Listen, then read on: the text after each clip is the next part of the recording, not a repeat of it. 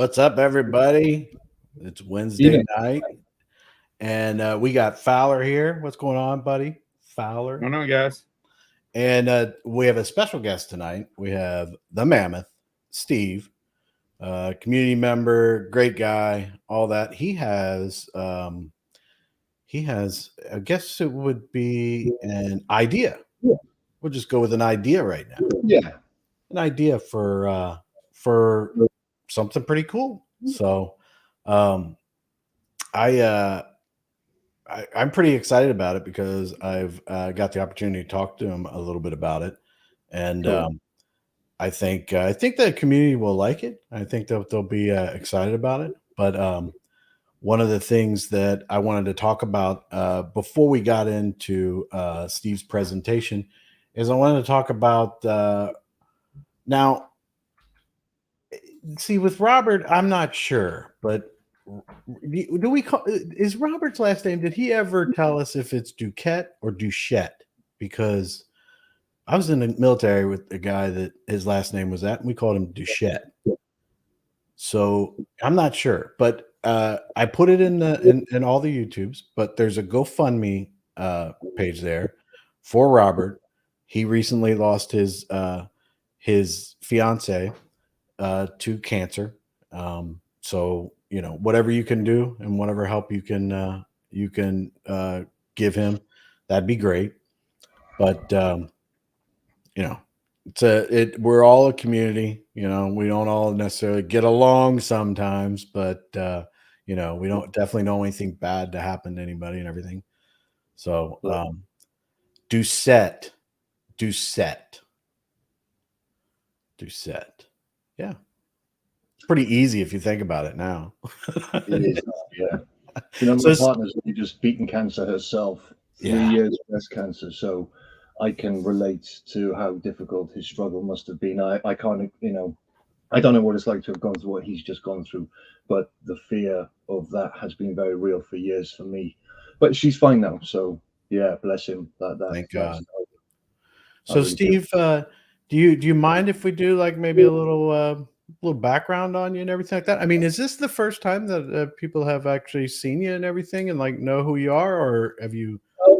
Well, much to my embarrassment, I actually did a few early on YouTube videos back in 2021 where I was trying to promote the whole Safu thing. But I was new to it. I didn't really understand it. And I did about 3 and thought, you know what? This is not for me. And I remember doing one where Brian, I think he encouraged one of the community to dye his hair green.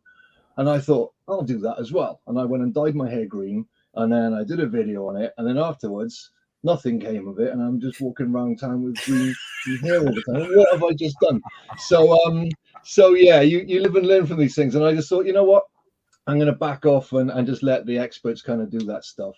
But from my perspective, I come from a background of running businesses for years. So I run a metal festival called Mammoth Fest in the UK for 12 years, as well as running a booking agency. So my role. Hold on one second, Sure.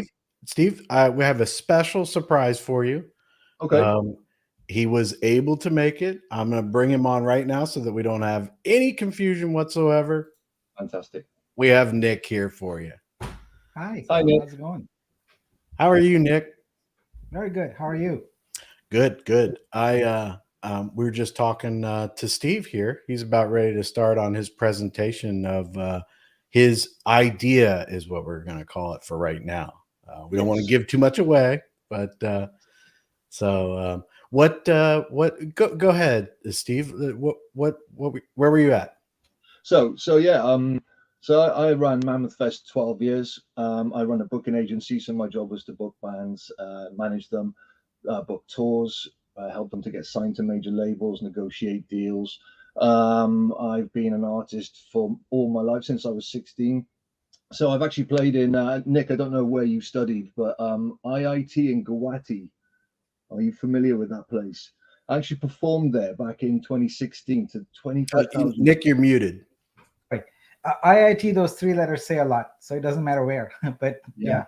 Well, I mean, I've had the pleasure of going to Guwahati and touring India and playing there and stuff like that. So, So I have, or rather, I'm rather passionate when it comes to music, and I know the struggles as a musician trying to make it, and that's why I didn't just, I wasn't just an artist. I had to be fingers in all pies. I worked for Terrorizer Metal Magazine as well, so I was helping do the cover mount CDs and writing reviews on bands, and I was just everywhere within the UK scene basically, and I'm quite well known here because of that. I've booked Venom, who at one point Metallica was supporting them back in the Yeah, day. yeah. I've worked with Megadeth in Russia, and I've had a great life in that respect. But financially wise, it's not been very lucrative, and that's because of various reasons, which I'll kind of tap into a little bit in this presentation in a minute. I don't want to get too heavy into the music side, because this is about a much bigger picture than that. But that's essentially my background anyway.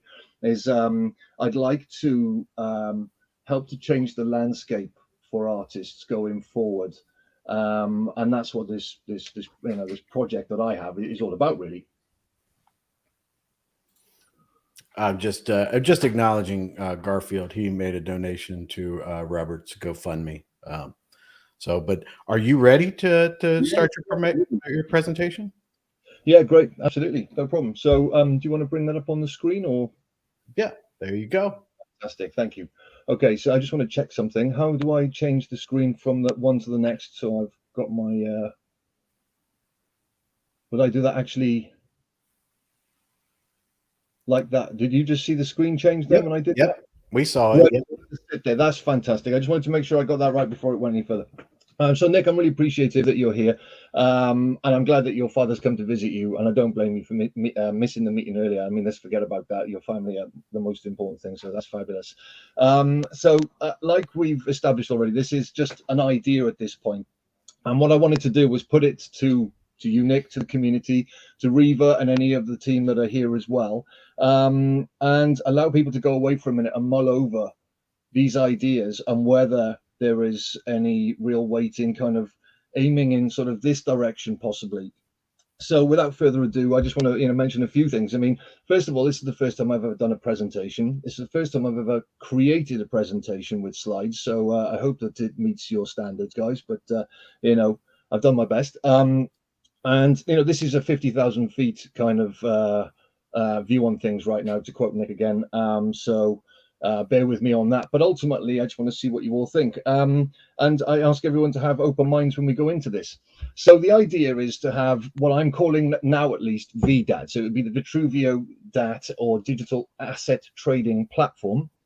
And ultimately, it is a central hub for all digital assets to be sold in one place. So flying on to the next page here, I mean, my vision is really quite simple. In one hand, development wise, and bringing this together, I mean, it obviously gets more complex the more you dig into it, but ultimately I'm looking at sort of merging a Discord style kind of platform with an eBay shop stroke Shopify style store, and with the presentation of sort of Bandcamp as well. Now, ultimately, I propose massively boosting the creative economy through the design of a single app. So this is really crucial here. One place where it works on desktop, tablet, mobile phone, and so on.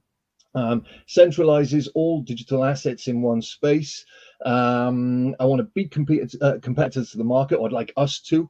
And Nick, your ideas around licensing and the legal frameworks you're coming up with, I think that it all tie in really nicely with this idea. And with having a central place like this, it means that we can also cross market. So for me, if I'm on eBay and I'm looking to buy, I don't know, a T-shirt of a band, it'd be nice if I could play some music. I mean, of course, okay, I can go onto YouTube or whatever, but if we're on this platform, we could be listening to an artist's music while I'm browsing artwork of another kind, or looking for a book that I want, a digital book or whatever it may be. So straight away, we're creating a bit more of an interactive kind of platform than just a buyer seller marketplace, so to speak. Obviously, it's going to be tied in with Web3 with the blockchain in the background. So the functionality, I think, could be absolutely massive here for users.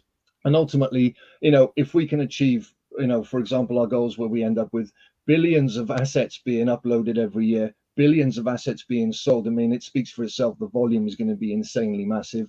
The revenue generated will be. But again, most importantly, as an artist, we'll be able to start diverting funds back to artists rather than it being taken by other organizations, as I'll come to in a minute. So that's kind of the vision. I'm not going to spend too long on some of these tabs because we all know what eBay is, but I mean, a couple of highlights. The net income in 2021 was 13.6 billion. That's huge. And as a creator blockchain with a laser focus on trading NFTs as the main product, I believe that we're primed to position ourselves in the market leader in this field, in a digital market. So like a crypto bay almost, but I don't like the word crypto in this context. I wanted to move away from that and make it a bit more inclusive or more broader than just crypto, as again we'll come to in a minute. So I mean, the risk, we already know that there's a couple of platforms out there or whatnot that are looking to build this sort of space. And as you know, Kryptonian yourself, Chris, have mentioned before, you know, when you're talking about brands, you want to be the Samsung, you want to be the iTunes, and I want VDAT to be the digital asset trading platform that everybody goes to, and that will be on the Vitruvio blockchain with you know, maybe multi-chain kind of connections in the future. So it doesn't matter what games or what assets are anywhere on any of the blockchains, they can all tie into this one central place, again, bringing more volume and reach for our customers. And I just think the whole thing could be absolutely massive. Discord, I mean, again, I'm not going to dig into this too much, but a couple of highlights there which I thought were really important is the ability to remain anonymous is really important. I like the idea you can connect your wallet so that you can have different levels of access. So, you know, from our context, we've got the validator chat, we've got the holders chat. But I mean, if you were an artist and you had followers that were maybe better well off, you know, they had lots of money, maybe they could pay $1,000 a month to have exclusive access to an exclusive chat room where they could talk to Miley Cyrus or Metallica or whoever it may be. And I think that, you know, by looking at innovations like this, you're going to be able to, like Twitter does, you know, you're going to be able to connect the community with the artist, the individual, the hero, whatever you want to call it, directly. All right, maybe at a cost, but nevertheless, you still have that direct interaction, which you can't really do anywhere else. And having that ability to do these things enables artists to really build their followers, their crowds, and connect with them better to generate more revenue, as much as being able to just reach out to everybody. So I think Discord, some of the functionality there is exceptionally useful for what I envision. Bandcamp, very limited in its functionality. It is what it is, but at the same time, I like the way it's kind of simple. You know, you can set up as a band or an artist, or you could set up as a record label, and you could have multiple artists under that. And I like the simplicity of it, and I think that tying in something like that with this platform could be quite effective as well. You know, so far, just a quick highlight again, fans have paid 1.18 billion to artists since Bandcamp has set up. So, you know, there's significant revenue there. And, you know, maybe we could do a deal with Bandcamp. I mean, you never know with these things. I mean, they may be looking to expand, and this might be the ideal kind of symbiotic relationship that they're looking for to grow further. Shopify, again, we all know what's going on with Shopify. I mean, at least a lot of people do. For those that don't know what Shopify is, it's essentially an online store infrastructure that enables users to create a shop online, which they can then embed on their website. And it enables them to sell in places like on the web, mobile, social media, online marketplaces, bricks and mortar sites, and more. Not everyone likes crypto. So with this vision that I have, it wouldn't just be about going to VDAT as an app. You know, if you're a seller and you've gone through the process of setting yourself up, you've got your assets on your store there, you could actually then, with my vision, we could look to enable users to embed that store into their website. Customers wouldn't even know that it's Web3, that it's connected to or powered by Vitruvio or whatever. At the end of the day, that website could actually be a hospital. It could be an educational platform, maybe a school or something like that. I mean, the sky's well, I don't want to say that word. I mean, the options are limitless, really, in terms of where we could go just with this idea alone. It keeps the crypto side at bay a little bit while still giving us the market and enables us to reach far more users to generate far more volume and therefore profits. I mean, I've kind of said what I need to say with that. You know, the four together, I think, you know, in the right kind of netting would be a really powerful platform for us to use. Couple of highlights really, and again, I don't want to spend too much time on this, but one of the things that I like about VDAT here is the way that it's scalable. So, you know, if we were designing something where we were selling artwork on a platform, then, you know, it's not any different really to the way we would look to market music or books, and, you know, NFTs for gaming assets and things like that. So, you know, rather than having lots of different apps, we could actually just say, okay, well, let's roll out the art as planned anyway, because it makes sense, obviously, with Nick, your connections and the infrastructure you already have in place. But maybe we could just copy and paste that and embed it into a bigger infrastructure like VDAT. And again, I'll come to sort of strategy ideas in a bit as to how we scale this.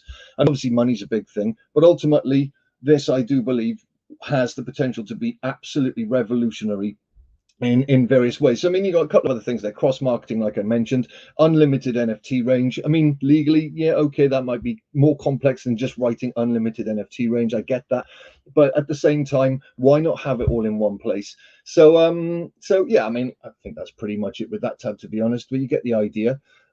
That is all those words there are basically highlighting the previous tab. I will upload this document later if anybody wants to read it properly, or they can pause the video now so they can read it. So I'll move on from there, but it kind of captures what we said in the previous slide. Now, most of us are aware of, you know, various forms of NFTs.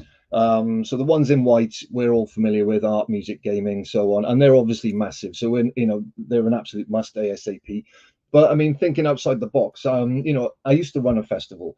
I wanted to be able to and digitize wristbands. So when customers went up to the bar, they'd already preloaded their digital wristband, or, you know, their wallet with $200 or whatever it may be, and then they can go to the bar. They can tap their wrist on the machine, and it'll dock one beer, you know, in price. But it could be an NFT for a beer. They could buy 20 beer token NFTs, and then every time they have a beer, they lose one.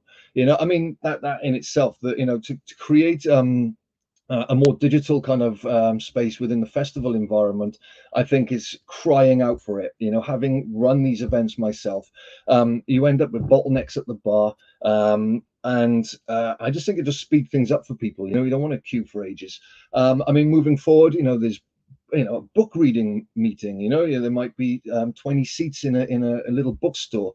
They could be sold as NFT tickets. Meet and greets, Nick. Again, you mentioned front row seats and so on. VIP, camping, raffle tickets, lottery. I mean, blah blah blah. Contracts, the rights to songs, competitions. I mean, I'm thinking from the perspective of an artist now. If he wanted to sort of have more engagement from his or her followers, competitions are good. Again, thinking outside the box, education-wise, PubMed documents. I mean, I don't know if they charge for them. I don't think they do at the moment, but, you know, maybe they want to monetize some of that, because the amount of effort that goes into them, maybe they want to try and get a return. School training assets, learning, teaching assets. I mean, blah, blah, blah. Baseball cards. Everyone there can read kind of some other ideas, but the potential is, again, absolutely massive. And I mean, this is just me scratching my head over a last, you know, sort of 3-4 weeks. I'm sure that there's many other ideas out there as well that I haven't even listed. So let's move forward. Brief bit of research. Again, I mean, this is 50,000 feet. I've, you know, trying to make sure this presentation is kind of there, the bones of it, rather than getting into too much detail. But a bit more information on the NFT market is projected to reach 1,601 million, which, correct me if I'm wrong, is 1.6 billion. But why they've written it like that, say no more. They expected to grow by another 18.55% by 2027 to 3.162 million, or 3,162 million. I mean, I've never talked about it like that, but there we are. And they reckon that the average NFT asset is now around $114 in 2023. So a little bit of interesting information there to sort of digest. I mean, this is without considering this proposal of VDAT as well. I mean, if we were to merge markets together, build confidence within the crypto world, and, you know, bring in hospitals and schools and God knows what else. I mean, I'd like them to be rewriting their forecasts in a few years and saying, wow, the NFT market has absolutely spiraled upwards since the launch of VDAT, for example. So in terms of the user experience, again, just a high level kind of fly through this. framework is simple. Starting off with the big entities, so publishers, galleries, record labels, and then down to artists, and then down to the digital assets themselves. Very much reworking the eBay model with integrating some Discord ideas in the Bandcamp style presentation, as I mentioned. In terms of the user experience, it'll be easy and familiar to use with the simple sign-up function that enables people to become a user buyer by providing very minimal information. A bit like on Discord, you create an alter ego and you get on with it. From a user buyer perspective, so users could be someone who's browsing the site for items they may want to buy. They may then decide they want to stream an audio track, or they may want to buy a book, or whatever it may be. So they kind of come into the same realm as far as I'm concerned. If they realize they want to buy something, they can pay in two ways: connect their digital wallet, pay by Bitcoin. If they do, then the Bitcoin gets swapped to Vitruvio, and then the transaction goes through. So there actually be two gas fees there if there's two transactions, but again, they'd be minimal. Same with paying by fiat too. So the whole fiat thing being about making sure that we are inclusive of those who are maybe a little more adverse against crypto using per se. Again, really simple. If they are going to buy a book, then they get the NFT of the book, maybe with a license, again, depending on who's publishing that. If it was the publisher themselves, then they could create the license when issuing it. If they self-released as a writer, then they could create their own license with the NFT. Again, lots of things to work out, but ultimately huge potential there. And if they wanted to play something, then they wouldn't get an NFT. They would just be empowered to play the music video for 5 minutes or whatever, however long it is. And once they've played it, it would end, and they would pay a fee for that. Now, just to add here, I'm yet to realize anyways in which a user buyer could scam someone on the platform. So security can be relaxed at this level, question mark. I mean, I'm not saying that that's a fact. I'm saying I'm not aware myself of how anyone could play the community as a user buyer. I remain, to be sort of corrected there if there were any other ways. Moving forward, sellers and user security. I know, Nick, you mentioned before that you are against KYCing users, and I understand why. I am one of those individuals who would prefer to have anonymity on occasion as well. So what I've written into this is that individuals not to be KYC'd, but if they're a business, whether it be a record label, a publisher, a hospital, you name it, whatever, a gaming company or whatever it may be, they would need to KYC, but the chances are they're not going to be against the idea, because they're already probably going to be centralized in some format anyway. And so that I don't think would be a problem. In taking this sort of approach, the risk is limited to the odd individual trying to defraud. And if we have other methods in place to limit their ability to defraud, then I think the overall risk of there being lots of scams is kept to a real minimum. So again, mitigating. But if we weren't to be more cautious with bigger businesses, and they were to come in and defraud 50 people very quickly as a team and disappear, that would be very costly. So I think maybe we should be looking at KYCing businesses. Again, this is just an idea, and something again worth discussing.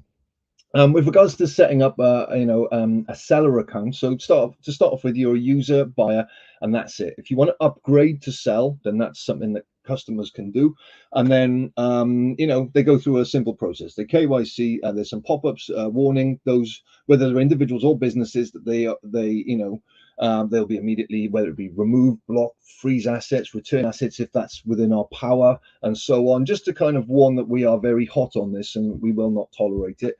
I'd like to have a system in place within the platform where user buyers can report scams or concerns, whatever they may be, and then we have a team of individuals that look into that, as well as work with documenting the individuals that have KYC too on a database that again needs to be in line with data protection rules in the UK and globally, all the other rules that are out there. So no doubt legal need to be all over that as well, if this is something that we want to take forward. And I think that's pretty much it for that. I think everyone gets the idea, don't they? Selling assets. I mean, I'm going to fly through this because everyone pretty much, I'm sure, will have tried to sell something on eBay before. But I imagine the process would be quite simple. List an item, tell them what you're saying. You work your way through the subcategories. You hit the sell button. NFT is minted with a license. Blah blah blah blah blah. Pretty self-explanatory there. Again, very user-friendly. Minimum clicks to sell where possible too, to make it really lean, so that we don't put people off having to try and list stuff. And that's basically it. So now I want to change direction a little bit. Can I just check? Is everyone still there? Because I'm not sure if I'm talking to myself. No, you're doing great, man. Just keep going. Don't even stop. Keep going. You're doing great. Cool. I just had to double check, because I could have been talking to myself then. Okay, cool. Let's move on. So the artist reality. Now this is something that's very close to my heart. Let me just move my phone.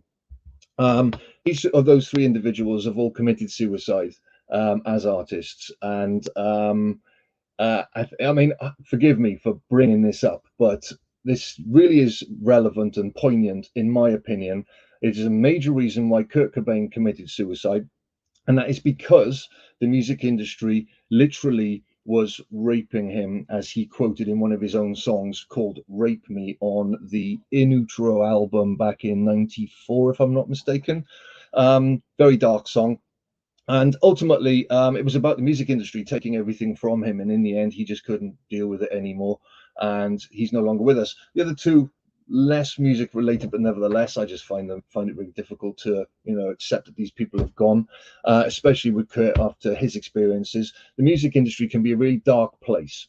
So, I mean, let's just, for example, now take a quick look through a musician's eyes, and imagine that there's a band that they've just finished writing an album's worth of material. They want to launch it and make their first steps into becoming a professional act. To do so, up front straight away, they're looking at £6,000 recording costs for a decent quality album. Anything less than that, and I think they're wasting their time, but that's just me being me. Graphic design and fees and other costs. Before you know it, you're looking at over $10,000 to release one album. When you realize then the returns from record labels, Spotify, iTunes, and gigging, I mean, they'll be lucky to get $50, £100 here, whatever it is. And, that doesn't even cover their petrol to the next gig, never mind where they're going to sleep and food and everything. So the infrastructure itself is just really, really unhealthy. It's really stacked against the artist, and it's stacked against the people around them, like the smaller promoters as well. And I've lived and breathed it, and it's hard. So, I mean, let's just take a look at how much an act will get from some of these streaming platforms. So 1 million streams of one song and on Spotify, and you'll get $4,000. Now, I'm sorry, but what? Apple Music, slightly better. I mean, Tidal, I mean, I who uses Tidal? I mean, that's the problem. They're paying more because they want to try and onboard more people over there, but that's just terrible. Okay. Let's have a look. 2021, Spotify made 3 billion gross profits, and they're taking money directly from artists that are working very hard to try and get their music out there. I find that crazy, to be honest with you. So just looking at things from some of the main countries where bands maybe will tour, United States 4,090, United Kingdom 5,588, but I mean it's all poor. And when you actually work that out, it's 0.00409,058 per play. So they'd have to stream their song 2,445 times to get $1. So if they wanted to break even on their $10,000 investment, they'd have to have 2.445 million plays to break even on that album, which, for a budding new artist like that is very unrealistic, because they wouldn't have the marketing and the other investments required to get the reach that they would need to try and get that kind of thing. So I'm just reinforcing that here. 24.4 million plays. So, let's look at why an artist would join VDAT compared to some of those other platforms. We've tapped into the streaming side of things. Terrible returns on this one. The returns will be far better. I'll come to that in a second. In fact, let me go to the next screen quickly. Let's just look at this, right? So down here, the artist, according to this plan right now, and again, these are all ideas, and we should discuss it, and God knows where we'll end up with it. But the way this is designed right now, the artist would get 100% of the product fee every time it's sold. And I'll come back to that in a second. So artists will find huge value in paying $1 for their digital asset to be uploaded when they know they can sell it over and over again and get 100% of the revenue. They can be innovative about how they present exclusive material to their fans to drive up income. And I talked about some ideas earlier about how we could do the, exclusive chat spaces and things like that. And I don't know, membership schemes, videos that are only released on VDAT. So you imagine if I could, I'm friends with a guy called Michael Alego who signed Metallica back in 1984. I could reach out to him and say, look, how about we do a deal with Metallica where they only release their next music video or album or whatever on VDAT? First of all, the returns financially are far, far better than any other platform. They've already gone up against Napster in the past because they knew where this was all heading with Spotify and iTunes. And I have an inkling that they may be very interested in something like this. And you imagine if we had that one video that was only available on VDAT, all of a sudden, bang, people are paying $5, $10 to see it over and over again, to show their mates, all this kind of stuff. I mean, the potential there is massive. So again, being able to put the money back into the artist's hands compared to any competitor is going to give us an absolutely massive edge over all competitors. It's going to take some time to get them to come away from Spotify and stuff like that, but it'll happen in time. I think it's going to be not generational. I don't think it'll take that long, but it's going to be something that would it take a little while for them to adjust their minds to the idea that actually, you know what, we don't want to be paying DistroKid to distribute our music on Spotify and iTunes for 1 year to get absolutely no return. What we're better off doing is just releasing it on VDAT and encouraging our whole community to come and join us there in one space where we can interact with them and so on.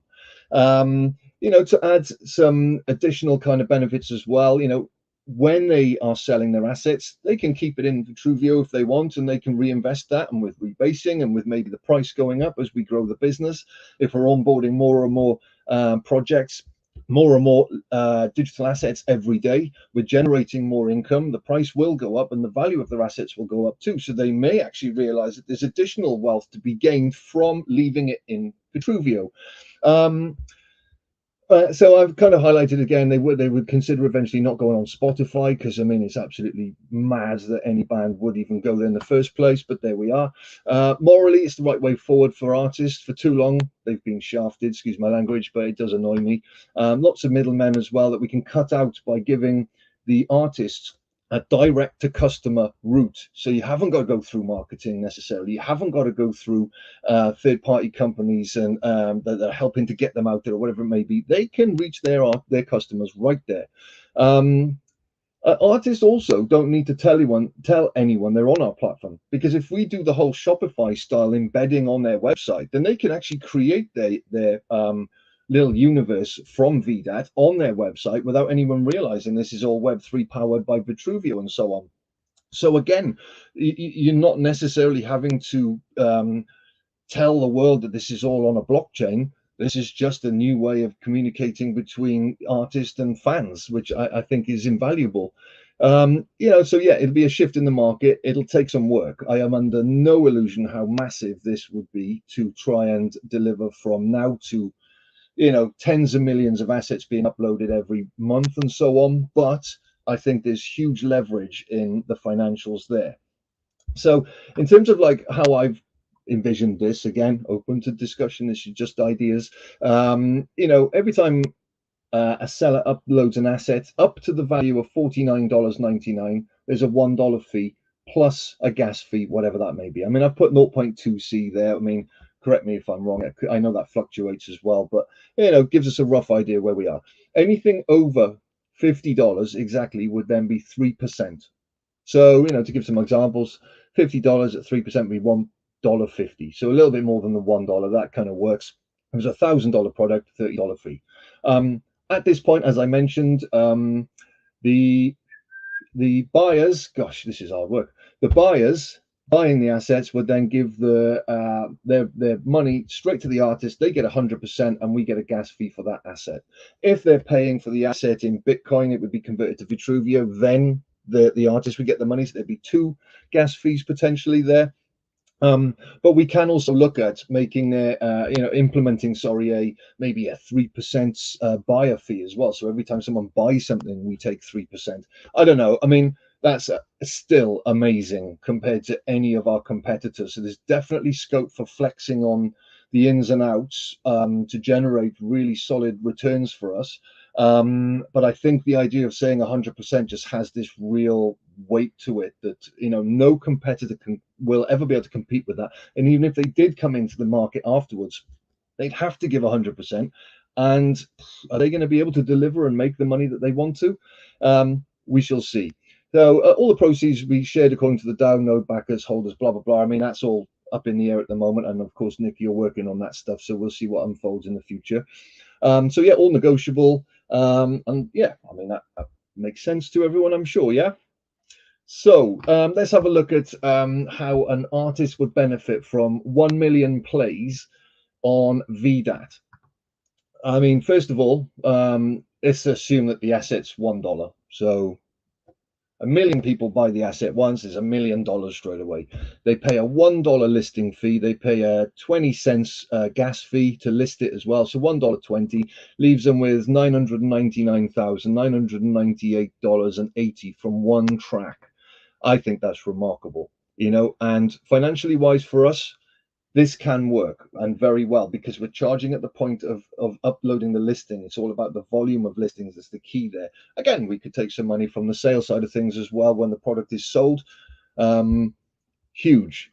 Now that's the sort of reward scheme that I believe, reward scheme that will draw mass onboarding to our platform. I mean, I've spoken to musicians already that have just said this is a no-brainer, to paraphrase. Doesn't matter whether it's a book, painting, or whatever. If we're going to apply this model across the board, then I just see there being mass onboarding in no time at all. I mean, there will be a point where people won't renew their accounts with Spotify. They'll want to migrate all their assets over to VDAT because that's where the money is. And if people want to follow them, and a lot of people are very passionate about the bands that they follow, or the publisher, the writer, whatever it may be. So I think that there's serious weight to this. So, I mean, I can give a couple of ideas now, again, of how artists can kind of take advantage of VDAT. I briefly went into this earlier, but $10 exclusive membership access, $40 quarterly, or $100 per year, and they get everything the artist publishes. $50 a month subscription to Art Packs, Nick. I don't know what you're charging at the moment, forgive me, but there's your market right there. And if we're bringing so many more people in, then the growth for Art Packs would be massive as well. Same with record labels. If someone bought, if I paid $100 to Sumerian Records, one of my favorite labels, and then I just got everything they launched ever, whenever, all included in that, that would be wonderful. I'd be all over that. But you can't do that at the moment. You have to buy things individually. You don't have any connection with the label. There's no real interaction. The only interaction you have is with the band. So yeah, I mean, some other ideas as well, exchanging, selling, swapping, gifting assets, just to give somebody something. Why not? What a nice thing to do. And multi-share assets as well, where someone may, they may decide that between the three of them, they want to buy the rights to an Elvis song and then gain the royalties from that. So they all need to then, have access to that wallet and divvy out the revenue three ways as and when they do, when the royalties come in. Legally, that's a bit of a minefield, but I'm sure that we can get there with that. So, lots of ideas there. Again, just scratching the surface. So I know you're all thinking this is the answer, and when Lambo, when are we going to be covered in gold, and where's the dollar bills? Well, I mean, the reality is that we have a hell of a long way to go. So if you want a Lambo, you need to get carving, quite frankly, and I think that's what we need to do, because this is going to be absolutely massive as an undertaking, and neither I, or I'm sure anyone else watching right now, will have any other opinion of that, quite frankly. Now, I have done a spreadsheet, but it's not that in depth. I wanted to keep it really simple, just to kind of demonstrate what may happen as a snapshot of maybe in the first couple of months, and then maybe after 5 years or something like that. So, again, pinch of salt here. I want to say a few things. This is just an example. There's only 10 or 10, 15 types of NFT asset there. I mean, of course, there are hundreds of assets that we could be listing. I mean, to give you an example of something that's not on there, can I actually do that right now? Let me have a look. I don't know, a membership to an artist where you get all their stuff. I mean, that's not on there right now, is it? Anyway, it doesn't matter. Steve, Yeah, sure. can I just interrupt you real quick here? Of course you can. I know that Nick has to run in a few minutes, and I know that you have more to your presentation, but I kind of wanted to see if Nick had Nick had any input. He's going to take off, and he'll get with you later. No problem. Yeah, sure. You're on mute, Nick. You got Yeah. you got anything to add right now, or anything like that, or? Yeah, I mean, we plan on tackling the music domain right after art, and then take on movies after that. So this is great that you're focused on music. I was on a Twitter space a couple of weeks ago with Scott Page of Pink Floyd, and he's also quite into NFTs. I actually was listening to that, Nick. Yeah, that was pretty cool. So I think music is right. Well, my suggestion would be that you have a very big vision, but to make it a reality, you gotta bring it down and start with where's the start of this? Like what one thing do you want to start with that has the greatest chance of success? Because in my experience with startups, 5 at this point, I've learned that if you start broad and try and succeed, it doesn't work. But if you start narrow and then grow outward and upward, it works really well, because you have a chance to kind of finesse things and get your platform working well, and things like that. Sure. I really like the niche you were talking about earlier about music festivals. I've kind of dabbled in those, and I know a few people that. I think that's very, very lucrative idea to pursue, because a lot of bands make them most money from the music festivals, and they are very, very big. Chris probably knows about Cincinnati Music Festival. There's some huge things there. So that's one thing to start off with. And I think what you're doing kind of aligns with what we are doing. So and it might help to refine if you have a conversation. But basically, if you think about what we are doing, is we are creating a registry of assets, right? And then what we are doing is giving entrepreneurs such as yourself the opportunity to take those assets with their metadata and create a front end for them, where you bring the audience and you bring the creators, etc. But we take care of the back of the house, kind of the back office kind of thing for you. So in fact, if you think of you use Shopify as an example, that's a great example, because with the Vitru Hub, what we want to do is allow people to create a Shopify like store for themselves. So let's say that your domain expertise is jazz music, right? So you would spin up a jazz music site appealing to jazz listeners, etc., and make money, and you would just upsell whatever the artist had put. So the artist always gets paid whatever they want, and the buyer essentially pays a little bit more. That's your profit, for creating that microsite, if you will, right? Yeah. So I think I see a lot of potential in what you're doing. You've obviously thought about it very broadly. What I would encourage you is to start thinking about it narrowly, so you can execute on it, because it's hard to execute if you're trying to be all things to all people. You want to be very specific. So that would be my feedback. I understand. And I'd love to work with you. Yeah, sure. I mean, from my perspective, I was thinking, because they're kind of the same, rather than having 10 different apps, we could have one that just, we scale up. So yeah, you're right. I mean, I agree with you. I need to think about how we can deliver that. But on the last slide, if I could just show you this, and I'll just fly through it. Well, don't lose your place, because I want to see the end of it, though. I want to see the. Okay. Well, I will just stay to this, and then I'll go back in a moment. Okay. But, I mean, what I've said here, if I may, Nick, is I'm not looking to own this myself. I was going to put this to the community to own it collectively, and to design and build and nurture it together between us. I fully understand what you're saying about we're a blockchain. You guys want to sort of deliver the back end, and then entrepreneurs can bolt on the front end stuff, and then between us all, we'll make money and so on. I get that. But I mean, I'll be honest. I'll be the first to admit that I wouldn't know where to start when it comes to securing VC revenue and This is a massive thing. I would need a lot more help in terms of marketing and stuff like that. And that's why I was hoping that maybe we could put this to the DAO. And if the community said that we all wanted this collectively, then maybe we could look to deliver this and it be a Vitruvio asset. So, all right, quite a big app, but nevertheless, it would be a Yeah, Vitruvio. it wouldn't need to be there. One of the things we plan on doing is having a grants program where entrepreneurs bring just exactly as you are up an idea, and they pitch, and we would have capital available in tranches to you. So you hit a milestone, you get the next tranche. You hit another milestone, you get the next tranche. Venture capital, etc., is not going to work for something like this because people assume that VC is just out there just sitting there handing out money. It doesn't work like that, right?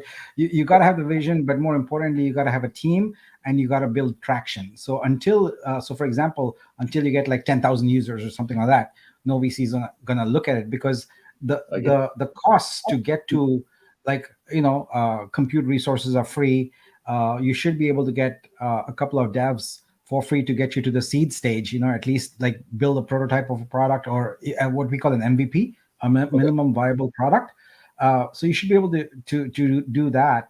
And that's when in your what we call Series A round is when you typically have VCs come in. But the seed round is typically done through grants, through angel investors, friends and family, etc. So grants is where we would come in, where we want to nurture projects like this and essentially that take advantage of our platform, the protocol, and build something useful on it. So once we have that capital, and right now we are capital constrained, so I know. but we are going to have that capital someday, and someday very soon, and then we will have our grants program, and we will just like every other protocol. Every protocol has a grants program to incentivize people to build on their protocol. So I see this as totally something that you would apply for a grant for, get funded, and the grant is not only about money; it comes with a team. So you get marketing resources, you get technical resources, you get a product development resources, etc. So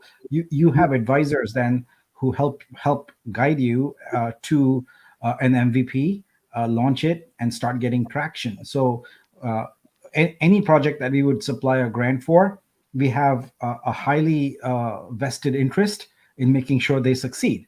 And so that's you can think of it as an incubator model also that works really well in Silicon Valley. And so we would do that. So I see this as having the potential to be incubated that way as a music project. But I would encourage you to start by finding that one thing in here that is a low hanging fruit, that is the greatest pain point among the creators, and tackle it that way, and then grow upwards from there. Because there are quite a few actually projects out there on blockchain that are doing similar things, etc. What you have to do is establish your niche and get traction, and then it's it is by no means a done deal. There is no clear winner yet. So there's plenty of opportunity to build this out and make it successful. And just because you're first doesn't necessarily mean you're the best. There's quite a few out there. You're trying. So you got to figure out what is your niche and how you can do it 10x or 100x better than others, and then you can kick ass. Your primary value proposition is your domain knowledge. You have that, right? So now what you need to do is get a team together where you can throw in someone who has Web3 product experience, and then potentially Web3 marketing experience. So you have that, and then you've got yourself a very potent offering. We'll back you up and provide sort of the blockchain tech on it, so you can leverage your domain expertise and help creators out. So this is very exciting, and I'm super pleased that you've thought through this. But I would encourage you to narrow down. Cool. Yeah, no problem. Nick, really appreciate you coming on today and talking to me, and thank you for your feedback. Nick, are you taking off, or you still got some more time? Or yeah, I'm gonna take off. I have another meeting in 10 minutes I need to prep for, so I gotta head out for that. But I'm excited about our Friday thing that we talked about here. So in lieu of trying to answer questions ad hoc in Discord, etc., I'm going to do a weekly AMA whose sole purpose is to answer all the community questions at one point, and to also provide sort of a weekend review. What did we achieve in the prior 5 days? Show some stuff like what's new, etc. What are we going to do the next week? What's coming up, etc. So this Friday weekend review is going to be an important thing for us to communicate with the community on a regular cadence. So yeah, excited Awesome. about it. I look forward to it. Yep. All right, I'm out. Thank you so much, Thanks, Nick. Steve. Talking to you All right, again. we'll see you, Nick. Thanks, Nick. See you guys. Bye bye. Thanks, Bye. Chris. Thanks, bye. All right, now you got to get back to where you were because I'm like waiting. I'm like, okay. I didn't mean to Okay. interrupt you, but I knew that you'd want to hear some feedback immediately before That's good. he had to go. So Totally cool. No, absolutely. I was meant to have a meeting with him earlier, and then I saw on Twitter that his father had flown from India, and I was like, oh, that's way more important than talking to me. That's fine. So yeah, no, I understand. But I'm glad he was there for a minute. That's really appreciated. You know, it's great. Okay, like I was saying a minute ago, I've just tried to give a bit of a snapshot of how the finances may work on this. And I mean, you know, if you look at this screen here, you can see 1, 2, 3. That's per month. So let's just imagine, for example, that we were successful in uploading 500 streaming assets, 250 single assets to buy, so where you have an NFT, 100 single assets where you get a physical copy as well at $5 price value, and so on, all the way down to real estate land contract. However unrealistic, let's just for the moment roll with it, even though I appreciate that's probably too much. You know, and after 1 month, we end up with 1,110 assets listed on the site. For each asset, we'd be charging $1 up until the point when it is worth over $50. If you remember, where the 3% would kick in, that's where the $100 asset, the art NFT, would allocate a $3 fee there. Essentially, the revenue that we would generate from something as small as that would be around 13,000. Month 2, I've just doubled it. You know, I haven't got all day to kind of make up numbers. I just went, whatever, let's just double it, and then double it again for the third one. So you get a sense of growth over a few months. Not much money. Obviously, I appreciate that. But at the same time, that's how it's going to be when we first launch this. We have to be real that it's going to be quite tough. It's no good just kind of dreaming magic numbers 10 years down the line without kind of understanding that this is where we're going to be and so on.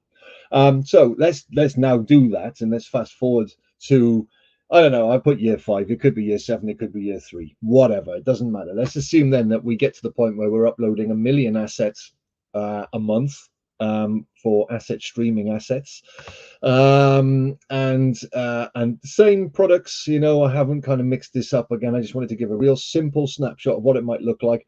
You know, if we're at that point in, you know, month 49, then we would be uploading or customers would be uploading over 10 million assets, and that would be to the sum of about $12 million a month.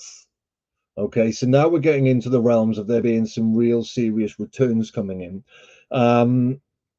Again, this is just a snapshot. It's just an idea. It's just an example of how it may look. To do proper forecasting, that's another level altogether right now, let's be fair. So how does that look then in terms of sort of returns? As you can see here on this screen, we start off with month 1, 1,110, right down to 13,000 assets being listed by month 12. Same assets, just getting a little bit bigger every month, slightly more money. So we end up in a situation where, you know, we've got gas fee earnings there, 17,000. We've got another gas fee earning when the product is sold. So, and I'm basing it on 50% success rate. So 100% of the assets get uploaded for sale. Only 50% are sold. Again, this just gives us an idea of how this may look. So you're generating 8,000 there. And then for every single asset that's been uploaded, so you're looking at 86,000 assets across the whole year. And then all the assets that are sold, then you end up with about $1 million coming in across the first year, which isn't too bad for a first year for, you know, from any startup. If they said, hey, you're going to have $1 million coming in gross, of course, I don't think that would be too bad a place to be. In terms of DAO splits, and I think this is something worth mentioning and digging into again. This is a bit more for the validators out there. I have a node, you know, I'm keen to ensure that I generate as much wealth as I can within reason, and I'm sure we all do. But we have to also obviously have to look after the DAO and the backers and other individuals too. So this is just a really simple kind of snapshot. Now, Nick mentioned in one of his previous AMAs recently about year one would be an 80-20 split between the DAO and the nodes. So if that was the case, then if we did have $1 million come in over the course of the first year, that would be 839,000 to the DAO, or 20% would be 200,000, which would leave us with a split of 419. Now, sorry, forgive me. In year one is 60-40, so you can see the split there. $839 is what a node would earn split across 500 nodes. Okay, let's fast forward to 5 years, 6, 7 years, whatever it is. Let's have a look at how that looks with the silly numbers, right? You get the idea. It's exactly the same information, but with just higher volumes.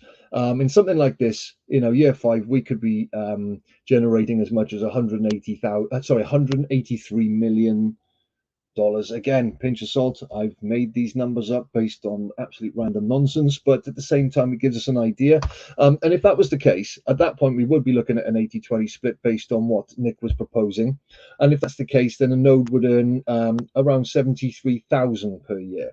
So it shows the potential here. What we have to consider is that one artist alone may sell billions of products a year. Miley Cyrus being one on the tip of my tongue, Metallica again. I mean, there's so many. You know, if we can onboard these sort of artists and we can get those sort of volumes, and we're in the tens of millions, if not, you know, what a beautiful place it would be if we had billions of assets going on every year. The revenue streams would certainly look a lot brighter then. So, I mean, just again to kind of go over that, pinch of salt. No one's a crystal ball. I certainly don't. This is just a bit of a snapshot. We could grow much faster or slower. We may start with far lower sellers and products onboarding. Miley Cyrus has billions of plays on her channels. Publishing companies publish billions of books every year. You never know what kind of growth would come from just doing deals with book publishing companies. Some artists will struggle to sell even one asset ever. Some markets will be small, like real estate, even if we even go there with that. One asset alone could be worth millions. So lots of variables there that are really hard to kind of pin down when trying to put together some sort of forecasting. Again, this is high level, 50,000 feet. It is what it is. Now, in terms of approaching this from a financial perspective, Nick's kind of put the nail in the coffin on this one. And I understand why. You know, I put venture capital as a priority, but you know, as he said, you know, it needs traction. I'm going to rewrite this, so I'm not sure I'm going to dig into this too much, other than to say the other options were community fundraising. There's a lot of investment fatigue amongst us. I get that. So how interested people are in investing in something like this, whether it be their energy or financially, that's another thing. But I mean, you know, I banter if this gets any traction at all. You know, if the consensus is via a DAO vote or whatever that we want to do this collectively, I'm happy for this to be our asset, not mine. I mean, I'll have my stake in it. I would, you know, I'd be heavily involved because I'm very passionate about this, but this is for us. I want us to deliver this. You know, I think 20 or 50 heads is far better than me on my own. And who knows where it could go. And maybe there's a way in which we could say, well, look, you know, just like the nodes, let's allocate 30% of the business to individuals and you invest, whoever wants to invest. And between us, we raise the capital and then have a share in the business. And then between us, we have the money to go forward again with Nick's backing as well with the grants and other things. Who knows? Okay, very, very up in the air. This is just again ideas. I don't know why I keep saying that. I mean, you guys know it's just I don't know. I feel a little bit nervous when I present this because I know where we've all been. We've been through hell. You know, the last thing I want to do is come on here and go, "Hey guys, we've been shafted numerous times, but let's invest again." I don't know. But if you want to, maybe you know, talk to me, talk amongst yourselves. Let Chris know, let me know, let Kryptonian know, whatever. I'm not even going to talk about that because that's way down the line, pointless now. We've got the team there, right?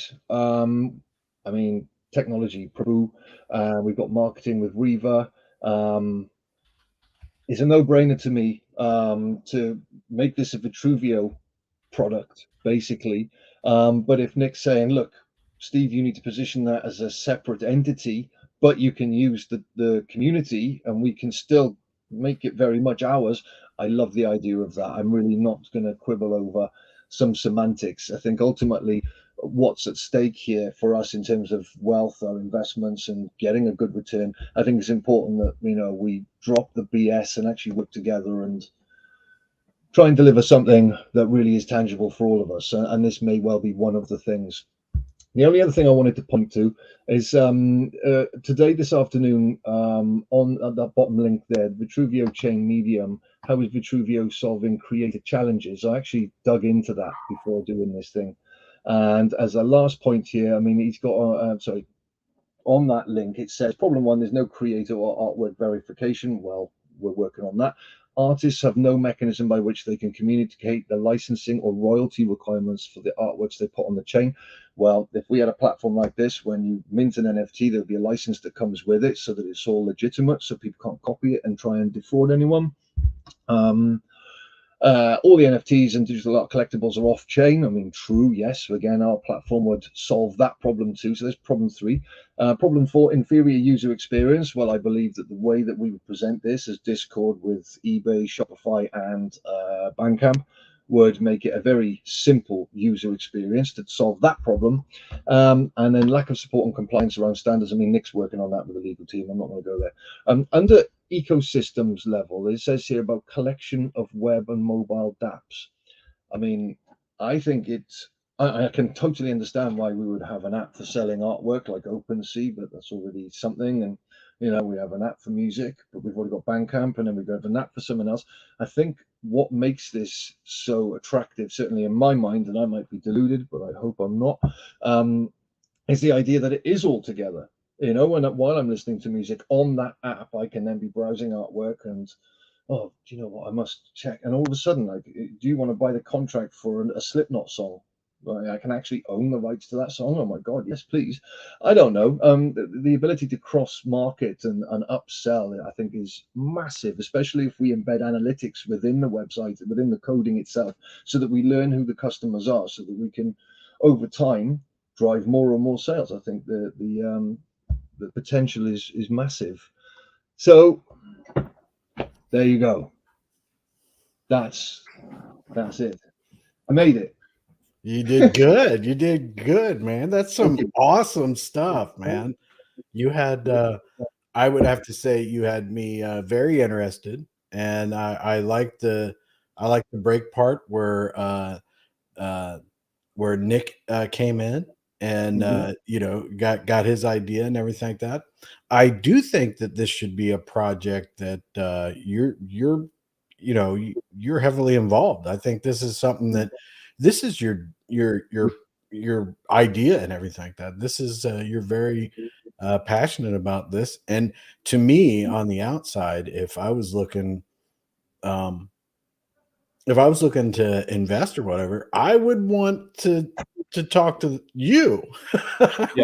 I would want your input. So Cool. I think maybe it's like Nick was saying, grab the low hanging fruit and see about that. But I would say that now this is just a suggestion. I'm not sure, but you thought about making like maybe a Discord, maybe bringing a couple of maybe some buddies and getting like a discussion going and like, hey, this was a presentation. What do you guys think? And like just get the ball rolling or something like that. I mean, we can get a bunch of people to join and everything, but I know there's a ton of people that they haven't talked about this, but they've talked about some of these things that you were talking about. And I think that this might turn into something that if you get some good input, you could this could be a project that you could and especially with the DAO part that you're talking about. And I'm huge on community involvement and all that. This might be something you might get a few people in there, and all of a sudden it starts growing, and you got a lot of input from a lot of people, and I mean, you spearhead it, but at the same time, you're you're listening to a community of people and stuff. Absolutely. But yeah, I love the idea. Yeah, and I mean, I've already reached out to more than 10 people about this, including yourself, some of you, to get feedback, and it's been quite positive so far. I think Nick's right to rein me in a little bit in terms of it's massive how you're going to make that actually tangible and deliverable. But yeah, I mean, that's stuff that I can work on, no problem. I love the idea. I will look at setting up a Discord sort of chat space. Again, if anybody's watching this now and they want to reach out to me as well and DM me on Discord in Vitruvio's thing or whatever, just do so. Talk to me if you have any skills in any of the areas and you really want to see this come to fruition. Then I'd love that. That would be excellent, definitely. So yeah, you count me, and I'd love to be a part of any kind of. I'm probably a user end of this. I'm not the technical or anything like that, but I know how I bounce to Spotify and bounce to all these different places to get my entertainment values.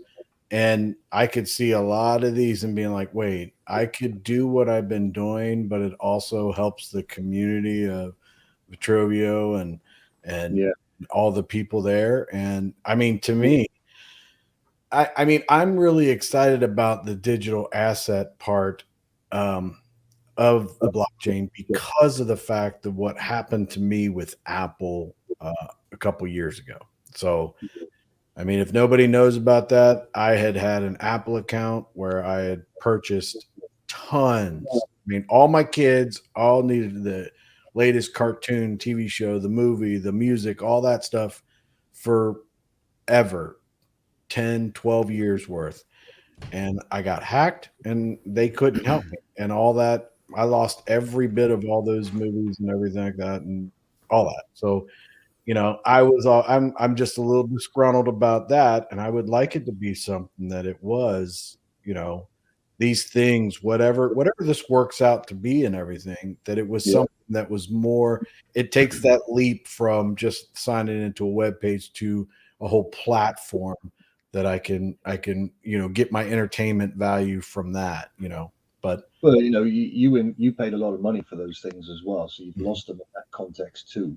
And if it was in your account, in your user space on VDAT, then it'll always be there because it'll be on the blockchain essentially.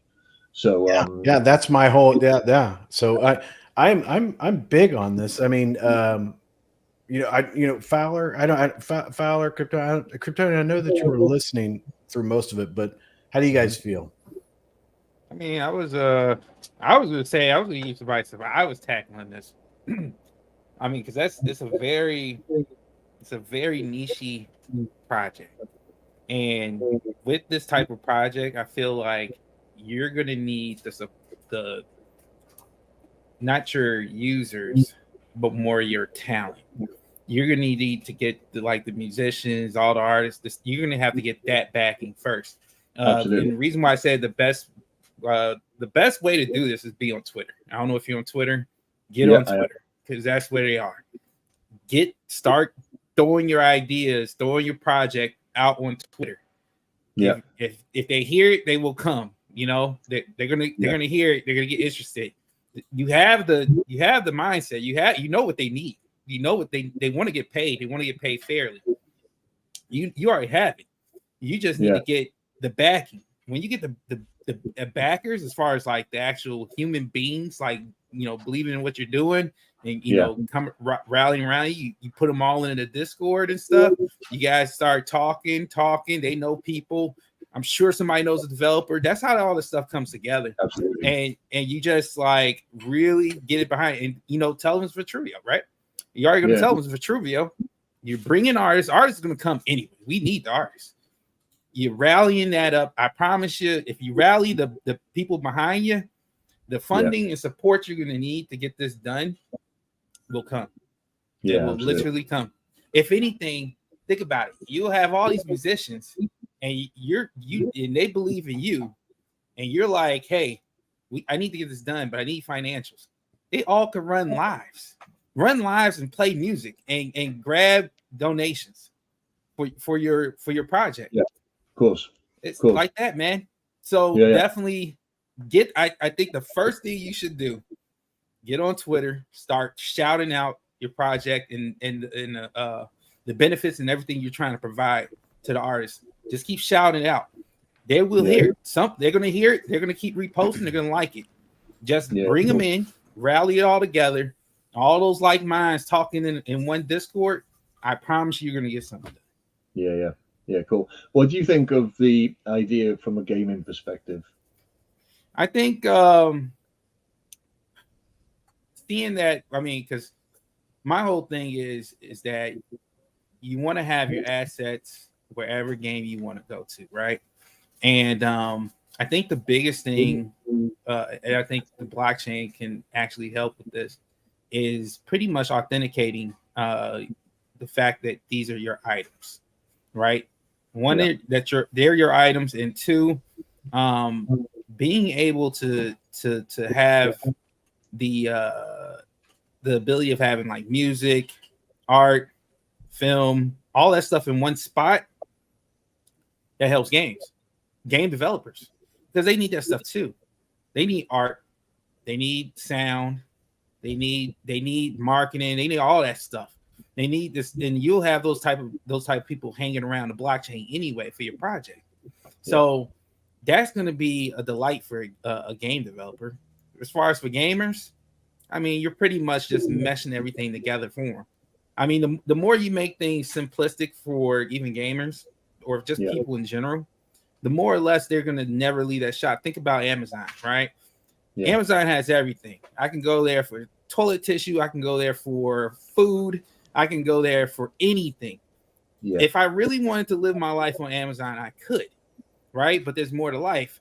But if I was literally looking for things, I can get everything from Amazon. So that aspect of your project, I think, is going to be dope, especially in the crypto market. Don't hear it. Don't listen to everybody who's saying, "Oh, somebody else is doing this, somebody's doing that." Right. Yeah, they're doing half of this, half that. And a lot of the times, no one's like, just like Nick said, no one has reached the pinnacle of crypto development. Okay, right. We're right now, I think we're going to level layer. We're layer 2. Layer 2 is the highest right now. There's still room for growth, and that means that's for everybody.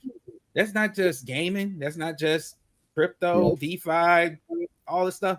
This is just the beginning. We're in the infancy. Somebody told me a couple years ago that crypto is about the size of Apple, right? That was just 2 years ago. The expansion from that, not that much, maybe a little bit bigger. We still haven't broke out. And then once we break out with crypto and crypto starts getting more adoption, we still have a lot more land to cover, because there's going to be a lot of people that still needs to convert over. And if you have a tech that makes things simple, and I always said this with gaming, if you can make an app that's simple for any everyday user to use, and they can't tell it's crypto, you don't have to teach them how to use a wallet and stuff. You don't have to make this stuff hard. You can make this stuff really simple. And guess what? You can compete with Spotify and everybody else who can't do this stuff right now, because why? They got too much red tape to go through. In crypto, not that much red tape. Listen, Steve, did you say that you know Metallica? Not in person. I know Michael Alego, who signed them back in 1984 on Elektra Records. Holy shit. I love Metallica, dude. Yeah, I went to see them in New York in July with Pantera, Five Finger Death Punch. Well, I'm sorry you had to see him in New York, but I mean, that's terrible. Yeah. I'm sorry you had to go through that. But. Yeah, well, someone's got to. But yeah, I know Michael, and he signed them for the Ride the Lightning album, and then he helped them to deliver Master of Puppets and Justice 4 before he then went off to Nirvana's label up in Seattle. What they called, doesn't matter, whatever. But anyway, so I've got a contact with him. He's no longer in the game, but he's very good friends with them. So there's definitely some traction that I could tap into there, if that's the right phrase. Yeah, it's definitely just Whether about letting he'll you be, know. yeah, exactly. So there's loads of things I can do. I mean, I used to be a DJ here as well, so I know a lot of dance DJs. Music wise, as I mentioned earlier, you know, there's Venom, like they're one of the biggest bands I know, Decapitated in Poland. I know bands all over the world. And one of the problems that I had when going through writing this was that a lot of these bands are signed to major labels. And I didn't want to be coming across as like, I need to suck you away from the label to give you what you're looking for as an artist. I need to play ball with the labels too. Otherwise, you're going to piss a lot of people off, and that's not going to go anywhere. So that's why, you know, this works from a publishing perspective as well, whether it be books, record labels, whatever, you know, that they can upload all their artists to the platform, and they may even say themselves, you know what, there's so much more money to be had on here than there is Spotify. We're going to pull all our assets from everywhere else and just have them on there. And then all of a sudden, customers have no choice but to. And that'll be interesting to see whether anyone's got the balls to do that. Because if you do so, and then their audience numbers drop considerably because people aren't willing to pay, okay, we may have an issue there. All right, so that's where, you know, the band in one hand will want to make this move across to a more wealthier field, but will the powers that be behind it be okay with that? That's going to be an interesting chat. I still haven't quite ironed out some of the things in my mind about that, because I need to make sure it's lucrative for the labels too. But I mean, again, you know, I just went through it there, and if they were to migrate their bands and customers had no other way of listening to Pantera than on that platform, then they're going to go there and adapt, you know. So can we get the world to adapt? I mean, it's great to see some of the comments here as well. You know, I'd be a huge customer. I think as well, you know, when we've had a bull run and people have made some money in crypto again, and they've got assets in their wallet, and they're thinking, you know what, I'm feeling a bit more flush. I will pay to listen to my music out of principle, because they can afford to. So I think it comes with sort of the way the lay of the land is around the world too. You know, you've got, you know, financial crises all over the world at the moment, and people are just being a bit more tight with their money, and understandably so. So I don't know, maybe it's going to come with a global shift as well. We'll see. Rock is best. I don't know. Metal for me, but yeah. So yeah, I mean, what do you think, Kryptonian? Well, I was listening. Sorry I joined late. Just on the road most of the day.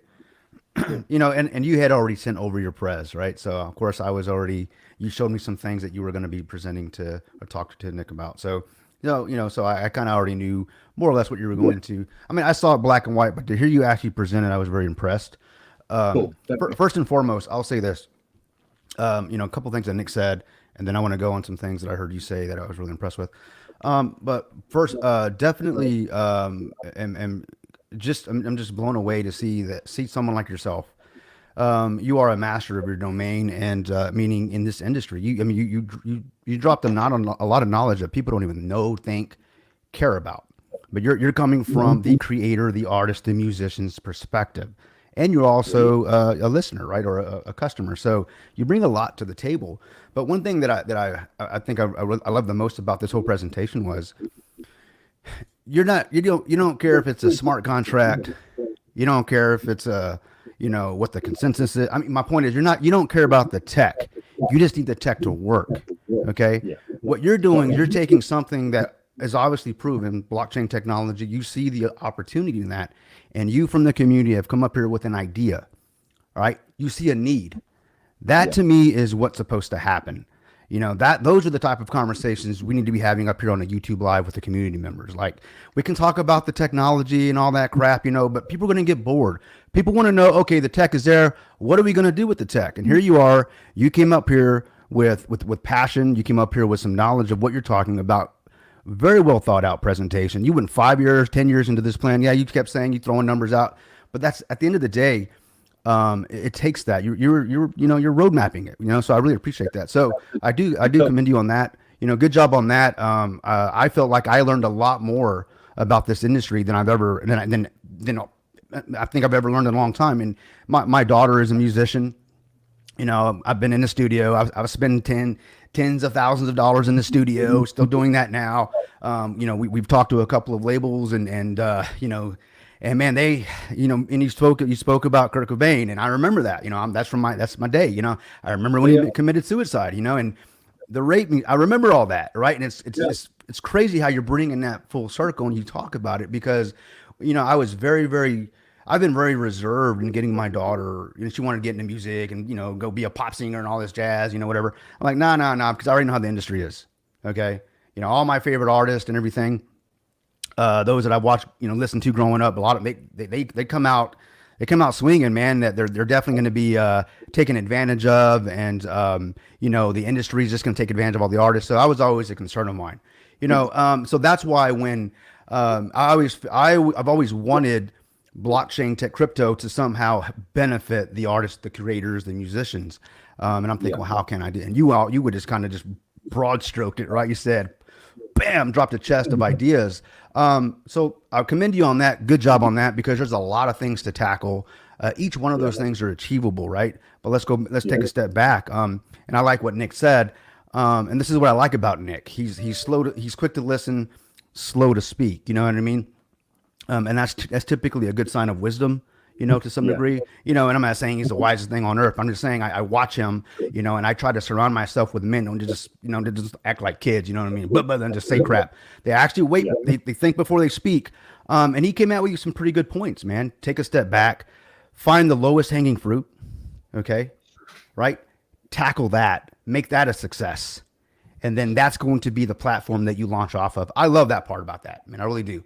And I think in this industry, in the music industry, man, there are so many, the artists, I mean, the work that goes into the practicing, the writing, and they get up there and they're just selling themselves, they're doing it because they love it so much. And by the end of the day, man, they hate it. And that's what I hate about what the industry has done to musicians, because music to me is just, it's magic to me. I mean, it is such a universal language. I don't care where you're from on this planet, man. I mean, music is amazing. So I'm excited about. That's why when you talked about this project, I was like, oh man, I can't wait to see what kind of ideas you have about this. And obviously he's talking about down the road as far as tackling the music industry. This blockchain. If we get a chance to do that, I think this is going to give you enough time to cultivate this thing, man, and really build a platform. Start building that first layer foundation to launch from, man. So we definitely, I'm going to support whatever you got going on, 100%. So I don't know if I lost you or not, but it looks like you're frozen on your end. I don't know if you guys can still hear me or not, but I don't know if I'm frozen or you're frozen. There we go. But I think we lost him. I think we lost Mammoth. You guys there? Okay. But yeah, I guess I bored him. But anyway, I tend to do that, man. My bad. Yeah, he kept looking like he was he's frozen. Yeah, roboting there for a few but I think he got my point. I'm excited. I like the presentation, and most importantly, I like the fact that he's not just talking about the back office tech he's talking about what to do with the tech, how it can benefit the world today, not just the world, but how it can actually benefit musicians. I like that, man. I mean, will it work? I hope so. Time will tell, right? We'll see if it works. But I like the fact that he's actually bringing an idea to the table. You know what I mean? That's what I want to see. That's the type of innovation blockchain is supposed to cultivate. Is like, you know what? We don't have to keep doing it the same way, the way everybody's doing. I even like how even Mammoth, Steve is his name. How Steve said, he mentioned what Nick said, that we don't have to. It's not about reinventing anything. It's just about using what's existing. And then what did he say? He actually said something more along the lines of I don't want to jack it up, but he said something like there's a lot of people doing things, but you said it, Fowler. Yeah, you got different companies doing different things, but they're doing half of it. They're doing it halfway to some degree, right? But who's actually creating this ecosystem, right? Who's creating this whole you said Apple, the whole Apple here, right? Who's doing the whole thing, right? Why do I need to go to one app, create a wallet from this one, and hey man, send me some tokens so I can get into this one? And that's just making it too hard. It's cool. It's cool if you're the builders. Yeah, it's cool. Right. It's cool if you're a dev, or if you're freaking, you're a geek or a nerd, like myself, and you just love that. You don't mind, going in and digging in and get, jumping into wallets and stuff, and and trying some things. But at the end of the day, man, people don't care what the technology is. They just want it to work. No, I guarantee to you, people are going to go buy that iPhone 15 Pro right now, right? Or when it drops in a few months or a month or two, whatever it is. They don't. 99% of them don't give a damn what kind of lithium batteries in there, man. How much more hours they get, or all they cared about does it work and is it shiny? Period. Is it waterproof? Is it waterproof? At the end of the day, can I take some? Right. So the point is that you've got to. One thing is you've always got to build anything you build. You've got to have the consumer in mind. You've always got to build for the low end user. That's the way you move products to market. Okay, that's my experience and what I do in my life. You gotta make it easy enough. For that's right. The most Always build for the low. That's right. Always build for the low end user. Right. You got to keep it simple, stupid. If you try to build the top end stuff to impress the smartest guy in the room, well, there's only one smart guy in the room. So that's one buy. What about the 99 other buys? They ain't impressed. That's too damn hard for me. So I hope what Steve's got going on, man. I mean, he's got a lot of work. Like I said, he dumped a chest of information of his real world experience in this industry. So I'm excited about it because I love music, man. I got a keyboard back here, guitars back there. I play drum, do all that stuff. So I mean, music's my world, right? So of course I'm excited about this, But what I'm most excited about is. And I love art too, because one of my daughters is an artist just like you, Fowler. She does what you do, man. So what I love is that finally there's going to be some sort of opportunity for creators, right, to win in this game. Okay, to win in this game, and I hope if I can be a part of that, that's my purpose. If I can't, at least I said it as I scream from the top of the mountains. It needs to be done. Somebody make it happen. If it ain't us, oh well. At least somebody will hear us, hopefully, and make it happen one day, right? But that's what I hope happens. But yeah, man, I'm the same way. I want to build. I want to be here 20 years from now and be like Chris and be like, hey, I just sit back and watch you guys do everything. Right. I'll be like, hold on. I'm feeling I'm feeling an old man joke coming on from crypto. No. That was funny though. Not me. I'm not gonna do you like that, man. No, I'm just saying. I'm saying is that you want to. Yeah. I ain't gonna be like that guy. Yeah, no, I'm not gonna be like that guy up there. Yeah, that guy. Yeah, I kind of just fell into the row, man. I'm sorry. That guy. Right there. Yeah, I mean, I want to build, and 20 years from now, somebody's like, when this stuff is running, right? You got artists and musicians and writers and actors and actresses. Everybody is controlling their own IP, their own brand, their own self. Literally being you own you. That's the whole point of crypto is you own financials, right? That was what we all started with Bitcoin, man. Right? You're your own bank, right? Right. Now we've evolved from you being your own bank to you being your own brand, you being your own lawyer almost. You owning your assets, truly owning them. And I think if I could be here 20 years from now and be like, man, I remember when I started doing this stuff, there was nothing here. I had to build stuff with my own bare hands. That's that junk. Like I built this bridge myself. Well, Steve mentioned Napster. Remember Napster? You remember when Metallica was going after? Remember that? Isn't that crazy? I mean, Metallica was it's a freaking heavy metal rock band, right?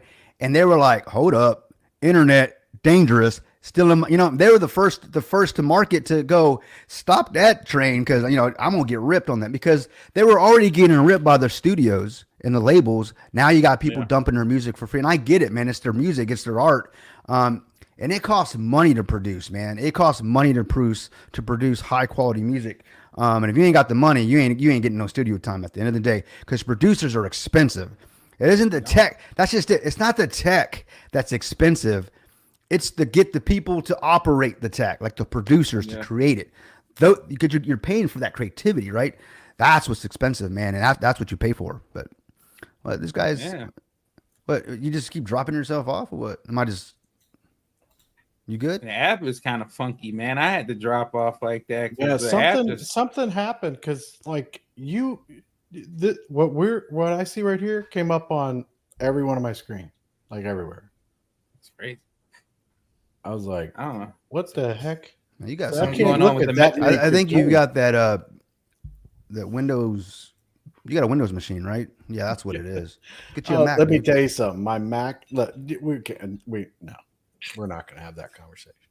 Same man. Hey, get I'm you a Mac. Windows user, man. Nothing wrong with no Windows, okay? Nothing I wrong mean, with you no know, Windows.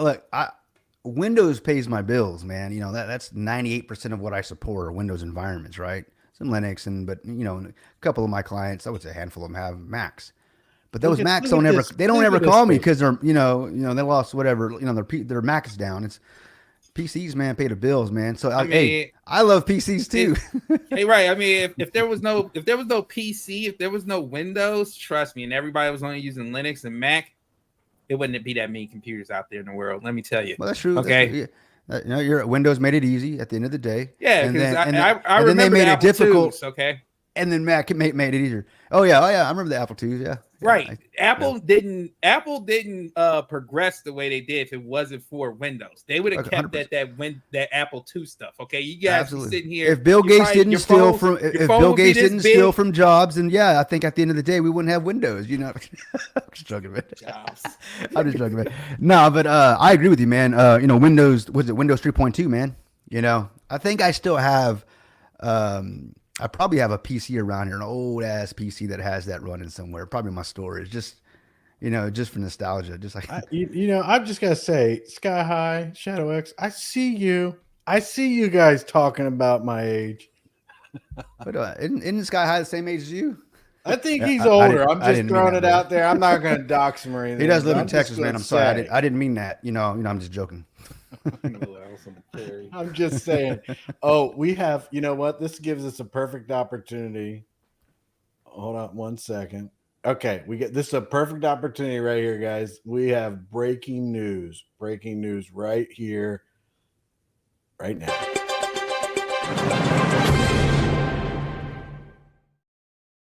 Mammoth What's up, man? has returned. Hey, buddy. Man, Steve, I didn't mean to run you off, but I'm used to talking, and Chris just runs me off. I've never had anybody just run off on their own. You know what I mean? That's just crazy. But I'm loving this. I'm loving that I've been able to, talk through you guys, with you guys, and reach a community and get feedback like this. This is invaluable. yeah, This is it's cool, great. man. So, Absolutely. thank you. It's great. That's why we love this stuff, man. We love talking. We appreciate everybody that gets to tune in and pay attention to us, or give us their time. Because at the end of the day, you're coming out with a project that you would like to bring to the blockchain, right? And it's right up the creator's alley, So I think there's a lot of opportunity there. And what I was saying, I think before you lost your connection, was that just go after the low hanging fruit, find out one thing that you can start with, the easy thing, but when I say easy, the easiest to tackle, but the one that's going to be most impactful in your overall plan. Because you've got a lot of things, man, and you knocked that out the park, man. And I think that's what's going to help you enlist and bring the artist. All you need is one or two, man. Honestly, some big headliners. Big. They just started talking about it. And I saw a comment, I think it was Shadow X or OBZ, one of these guys, they said, sorry if I got it wrong, but they who actually said this, but they said, I think it was Sky High, that artist, we'll start talking about it, and it's word of mouth, man, and it's gonna go viral, because it's like, hey man, how much is Atlanta charging you for your, how much you make off that album? I didn't make nothing. Well, how would you like to make all of it? Well, how do I do that? Exactly, right? Yeah, you're quite right. And this is the thing, I've been thinking about how you could have mass onboarding, and obviously making it really user friendly is part of that. Mm-hmm. And then having some sort of like package with use cases where, a band has literally launched on VDAT, and then they have made however much money in a certain amount of time. And this might be even a small band, to start with. Just get a few on there. I've got loads of mates who'll be all over this straight away. And even if I could just say, well, even at this level, and then at the same time, I will be attacking it through Michael and Metallica. And if I can get them on board, even if it's just one music video that's exclusively for VDAT, bearing in mind that they self-release their own music now. They don't need a label. They have their own infrastructure, of course. So, they would be ideal for that, because they can say, well, we can do what we want. And if we can do something like that, and all of a sudden through creative sort of means, through them being quite innovative, by us giving them ideas how they can be more innovative, and then they start seeing the revenue coming in. I mean, massive. So there's a few pronged attack. I think the way that I would approach that. Yes, of course, reaching out and talking to Venom and other bands like that as well. But the problem with Venom is they're signed to Relapse Records. I think it's Relapse or one of the big ones anyway. And their hands are going to be very tied in terms of what they can do. So Understood. again, going to some of the bigger labels and saying, right, this is what we're doing. Would you be interested in onboarding your products? We'll let you upload everything for free. I don't know. Get them on there, let them make some money, and then after 1 month, anything else you upload after that is going to be, usual T's and C's. So there's loads of different ways I can see the onboarding happening. It's about reaching that many people. You would need a team of individuals messaging record labels, sales teams all around the world as well. I mean, I've even gone that far as to envisage. To start with, let's focus on America. Let's focus on the UK. Let's keep it simple. Some of the keep it simple, right? markets. We got just hit a market, man. Hit a market, stick Exactly. with it, capitalize. Even was it Nick that said, for venture capitalists. I used to work. One of my first jobs that I worked in IT was I worked for a venture capitalist firm or angel investor firm, right? And it was just right around, in fact, 9/11, right, which was 2 days ago. I remember it was in my first week there, and then 9/11 happened. So I remember that, like that job, like the back of my hand. Everybody remembers that what happened in 9/11. Anyways, but I remember, I got to be a fly on the wall. I was an IT guy in the boardroom working on, their stuff as they're having as people were coming in, throwing elevator pitches, trying to acquire millions of dollars for an idea they had, or have these ventures come in and startup capital or buy into them. They're already got established. And one of the common denominator or phrases that I would ever hear from these guys is the same thing that Nick was saying tonight. He said it. We're not just going to give you money. What foundation do you have? What do you already have? Do you already have customers? Do you have a working prototype? We like your idea, but we're not going to take the risk. What risk have you taken? Absolutely. So, and that's what you have to do, right? And at the end of the day, you've obviously got that entrepreneurial, man. You're like, the fact that you took the time, that you took the time to throw a PowerPoint together. I know some people that have had, they can't even freaking that are developers that can't even throw documentation together. You know what I mean? I got IT guys that I hire all the time. They came up and write a technical paper, and I'm like, the hell's wrong with you? But anyways, I'm excited that you did that, man. So good. Yeah. You're laying it out. That was my first ever presentation, whether it be online and that. And I've read some feedback a minute ago. So I had a moment where I was not here, and some people commented about the colors. I'm like, I know. Yeah. You'll learn, man. You'll learn. Yeah. But in case it's too bright, but the thing is, it's like I know you were reading it. I was listening. I was driving, so I couldn't read it. But I had already seen the black and white version of it, right? So I'm kind of just hearing you go through it. But it's in your head. That's the you don't even need that. Honestly, we need that if this is the first time to actually, we need visuals. Most of us need visuals, but it's all in your head. And most importantly, it's absolutely, you definitely have a passion for this, right? So, I would say absolutely run with this, man, because at the end of the day, there's money to be made. Obviously, no one's doing this for free, but there's an opportunity here for creators, which is because a musician, which is what I like the angle you're coming from, man. You're obviously a musician, and you're like, man, you got to be sick and tired of being sick and tired before things change. Do you know, right? Yeah. When we were talking a moment ago, and I was obviously talking with you, and then my internet cut off for a second, I was actually diving into something a bit more personal to me. I know of at least 10 friends that have committed suicide because they found the music industry to be so difficult. But it's not just that. I want to be clear here. This isn't just the music industry. It's about their lifestyles as well. So they hunting, chasing the dream all the time. They're touring up and down the country. They're not earning enough money to stay in hotels. So they're kipping in the back of the van. They're sleeping rough. They're drinking heavily. Oh, yeah, I've heard stories too. The lifestyle is rock and roll until it's not. And when they eventually realize after years and years of doing this that they've actually put so much of their effort into this and then not something else, and they're now 35, 40 years of age and thinking, oh my God, I've absolutely ruined my life through this. That's a really dangerous reality to have to face later life when you don't have a mortgage, you don't have your own property and stuff like that. So so for me, part of the reason why I am so passionate about this is because, dare I use the phrase, disgusted by the way that the industry can be. But again, there's a lot more to it than that. But I just don't like the framework. I don't like the way it's designed. And I don't know if you're familiar with 360 deals with record labels nowadays, but they so at one point you get deal on the album, so they'd lend you 50 grand, you go off, you record it, and then you owe them 50K, you go off, you tour, you sell merch, you pay it back, you make some money, and things are okay. And then they started clamping in on merch and playing live, and now venues are charging to sell merch as well. So you'll turn up to the Brixton Academy and they'll charge you 20% on your merch. So there's all these fingers trying to get into your pies.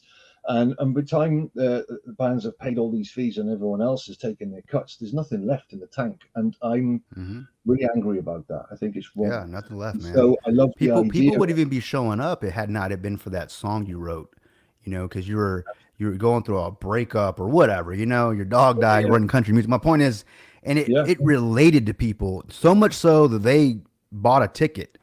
I mean, and that takes the magic out of it, man. But yeah, it sucks. There's nothing left in the tank, man. It does.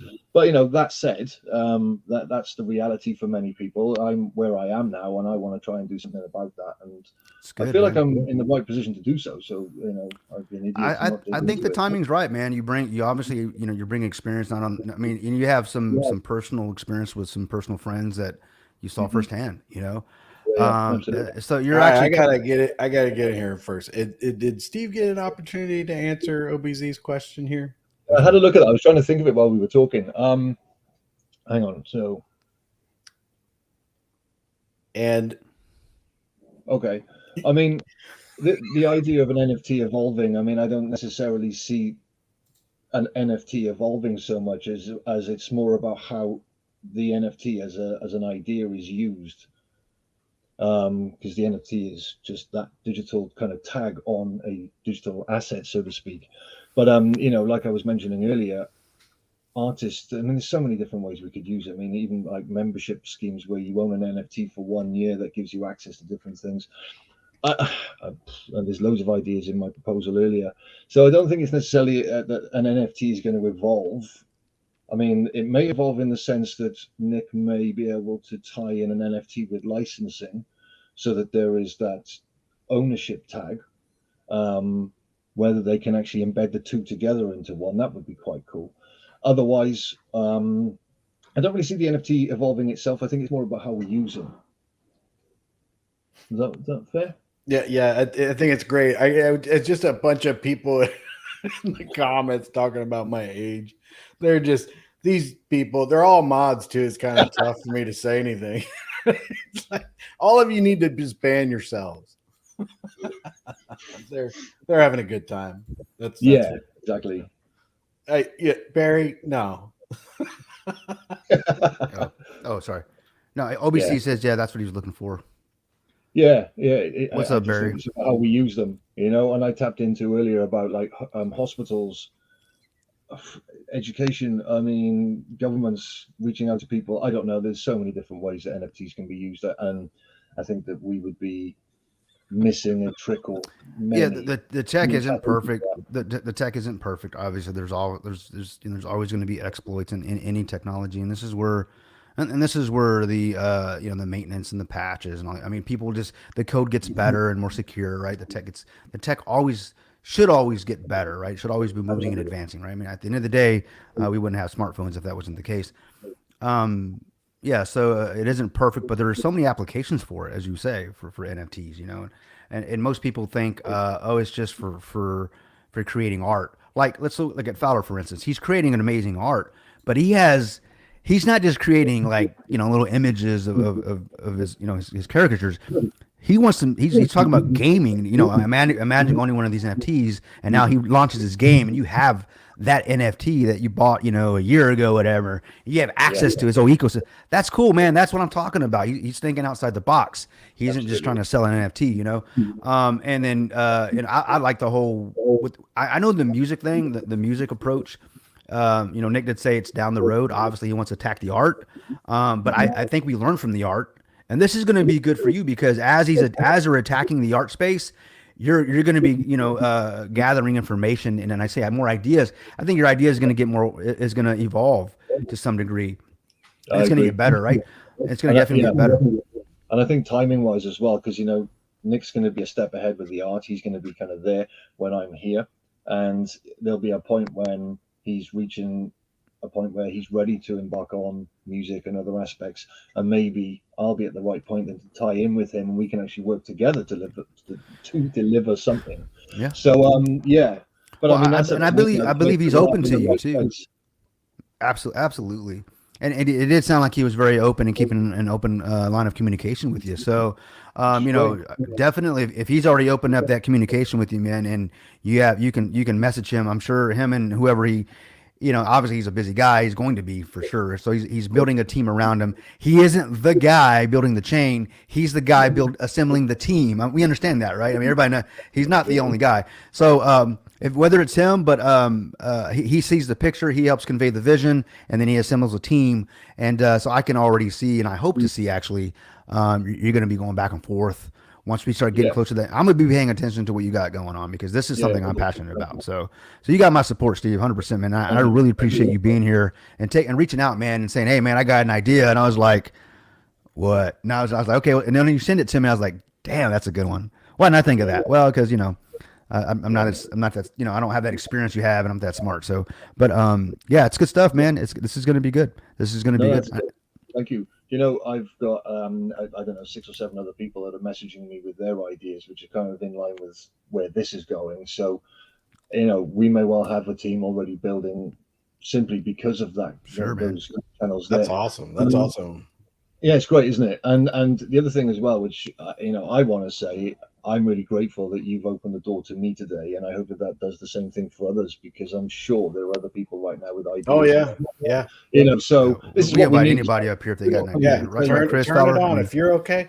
The only thing I say is that if you want to get any kind of traction or you want to get anything, we can talk about it all day, but you got to dox yourself, though. I mean, you got to do what Steve's doing. But I mean, we have to, especially where we've been. We need to identify you. We need to know who you are, that kind of stuff. And you can't be like just strolling into the Discord. We've never seen you before or anything like that. And you're like, oh, I got a thing, okay, well, but at the same time, there's a lot of people out there. They send me messages here and there and, asking for my stuff. Let's come on up here. Let's talk about it, man. Let's get it out here. And if Steve doing this gives you the motivation, man, my door is always open. I always turn this thing on. Because man, absolutely, same here. Well, yeah, I'm gonna watch this video probably 5 times over with my pen and paper and just go through it and just remind myself exactly what I need to do. I'm gonna adjust. Just remember colors, presentation. Purple bad. No, I'm joking. I got purple in the background. I'm just joking. There was a slide or two that I was like, the writing looks like he's in my office for some reason. When I was doing it, I was like, they're gonna hate this. I'm gonna love it. I just thought I'm gonna do it anyway. But yeah, I agree. It's the colors are a bit garish. It is what it is. I mean, again, it's the first time I've used that software, and what I'd like to have had is like the logo in the background and then faded it, so it was kind of, I don't know. I got some Photoshop skills, but I just couldn't do that stuff on that. Yeah, software. well, you were focusing more on the content. How are you going to say it, right? Well, yeah. I remember when Chris and I first did a live stream. It was with the can and 2 cans and the string. It was weird because I really couldn't. Dude. You're gone. He's gone. He does. I can't. It's just me, man. It's my fault. I'm sorry, bro. NR told me that joke. Remember that was NR's joke. He did. Right? He did. And I thought, and I was like, okay. He actually posted a picture of it. And I was honest though. I was like, we actually did use that. So yeah. He was so honest. He told us the secret password to the clubhouse, man. Mickey Mouse has warts. Yeah, something. Like, how would you know that? I was a kid, man. I was a kid. It's all good, man. So Steve, what's next, man? You got your idea out there. You doxed yourself, man. Now people see you in the community. They're gonna expect to see more of you, right? So I'm Yes. not saying, hey, I'm not asking to win Lambo, obviously, but No, so, no. and I'm asking, hey, give me your 5-year plan here. But, I hope that, talking with Nick and Chris and myself and Fowler, and I just talk, don't listen to what I say, but I hope that, you can absolutely go back and watch this. And if you want to come back and pitch now, once you pull that one thing out Nick was talking about, and Yep. focus on that low hanging fruit, Yep. because this is your domain. So you're going to be the expert to us at this point. Pull that one thing out and come back. I got that one thing. And then let's pitch it, man. Give us that pitch. I'd love to hear it. Yeah, cool. No, I will. I mean, what was really assuring, I mean, first of all, what's difficult was realizing that VC is a little bit further down the road, because in my pitch, Yeah, it was kind yeah. of like, let's get some money, everything Yeah, fine. Bullshit. like, It's not I how it might, works. like Fair John, enough. I might get VCs tonight, guys. Yeah. So, No, that's- hands up there, sorry. that's me not quite understanding the process, but now I understand it better. But he did say about, the grants for the seed phase and stuff like that. and Yeah, looking to that was cool. So I'm going to be now quite specifically looking, probably looking at the music side of things as the lowest hanging grape, because that's just my forte anyway. I think Sure. the thing that's confusing me a little bit, and I need to go away and digest this, is the idea that when you have something that, I don't know if the term is modular, but it's like the glove fits all, because you create, for example, your Bandcamp page. Forget about the fact that it's got a band focus and it's just the profile of the brand. Let's call it Brandcamp, right? And then it doesn't matter if you're publishing books, if you're a record label, if you're an artist or whatever it is, that works, because it's a profile and you can have your products underneath it. So, why are we limiting? This is, it's not that I don't get the answer to this. I do get it. You need to manage things and build out, but at the same time, if that works for that, and that works for that, and that works for that, why are we limiting ourselves to just the one thing when we could grow a team of people to focus on that, a team of people to do that, and then all of a sudden, boom, we're out there on 4 or 5. Yeah. And just like Nick's got his own teams for this, that, and the other, we could have that same kind of framework, but for each market or genre, whatever the word is. You see what I mean? So I need to go away and think about that, because it's definitely going to take a team to do 3 or 4 at the same time, or maybe I should just focus on the music. I don't know. I've got some pondering to do. Well, you got a lot. You got a lot of things you're tackling, right? Because you went over this entire, like as if we had the funding already, and you're like walking in the boardroom, going, "Guys, this is what we're going to do with the money we got." So what we're going to do. Absolutely. Yeah. So, but now you got to focus on. Now you got to take it way back.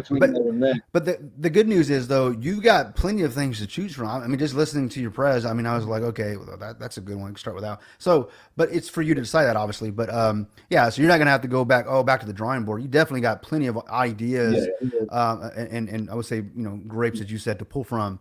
Just find it, come back, pitch it, and you don't have to, but we appreciate that.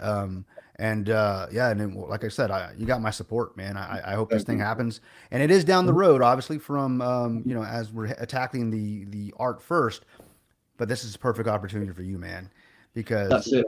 Yeah. That's it. And you never know. I could have pitched this today, and Nick would have said, "You know what? Rather than having one app for just art, actually, I'm going to change the trajectory. I can't even say the word slightly, and actually look at going broader, because you're right, this is modular, or it fits so many different types of NFT asset, that why are we limiting ourselves? But I do completely understand that this needs to be manageable and realistic, So he talked about because he hasn't actually done it. We haven't done it yet, right? Or the chain hasn't done it. So he wants to do it right, do it once. Right. Yes. Learn how to do it, come up with that perfect formula, and then of course take it to the. But one thing I like that he says as well is, I hear often, in comments, they'll say stuff like, "Oh, what's innovative about what we're doing?" It's not the tech we're using; it's how we're using the tech. Yes. He's already going to use industry standards, like in the museum industry, the music industry, and of course, with the metadata. I forget the companies they mentioned, but he's not reinventing the wheel. He's bringing the different technologies that are already proven and working. Let's say, like Fowler said, from the other companies that are doing it, he's bringing them together and making it simple, for that one end user, for the low end user. That's how I see it, and I could be completely off base, but I see value in that. Why is it called a smartphone? Because it makes me feel smart at the end of the day. I have the world in my hand, right? It's not smart at all. It's just a window to the freaking internet, right? But they keep it simple, Apple to some degree. I'm an Apple guy, so an iPhone guy. So I love how simple it is, And I remember when Steve Jobs got up there and did his first keynote on the iPhone, man, I was sold because how simple he was taking phone, music, and then and let's say email, putting it on text, simple. Yeah, boom, one place, and everybody's like, man, and everybody's like, it's never gonna work. BlackBerry's already doing it. Palm's already doing it. Motorola's already doing it. I mean, the same crap we're hearing right now about what's going on. The same crap, and I'm like, yes, of course they're already doing it, but who's doing it in a way it's going to go for a wider adoption, And I'm talking about not the world going, oh my God, it's Vitruvio, but creators going, hey man, you hear about that blockchain over there? They actually help us out, because at the end of the day, they need us more than we need them, right? So let's think about them, let's think about them that need us, right? So. And so I'm excited about it, man. I could talk all day about this, about what you got going on, and because again, I love music, man. I think you got something there. So thank you. But that's my soapbox. Yeah, man. Well, I will certainly be working very hard on this, and you'll hear from me when I'm ready with the next steps. But I just want to take a step back and digest everything, because I've just realized where I am, and that's quite a healthy thing, At first, it's like, is this even tangible? I mean, I remember messaging somebody earlier and just saying, genuinely, what do you think? Because I'm about to go on air and publish this, and people could go crazy. What are you talking about? This is rubbish. Yeah. Thankfully, that's not the case, and I had more than an inkling that wasn't going to be the case. But confidence-wise, I wasn't sure. Now I understand that it's tangible. That there's real support for it. It's I need adjustment in terms of how I deliver it, but yeah, it's there. And like Nick said as well, there's the prospect for the grants to help funding to develop this. So it's been really positive today. It's great. I just need to go away now and get my ducks realigned, because they're not quite in the right order.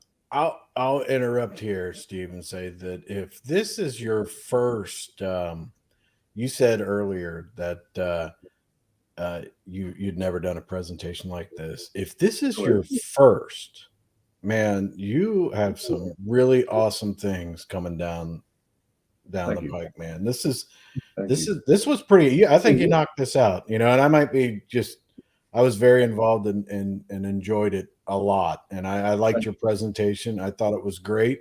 I like your ideas, and I see this as this is going to be a success. I think that you keep that passion that you have, and man, and like I said, my door would always be open. You just come by whenever you want and give any kind of updates or anything, or just hang out and talk.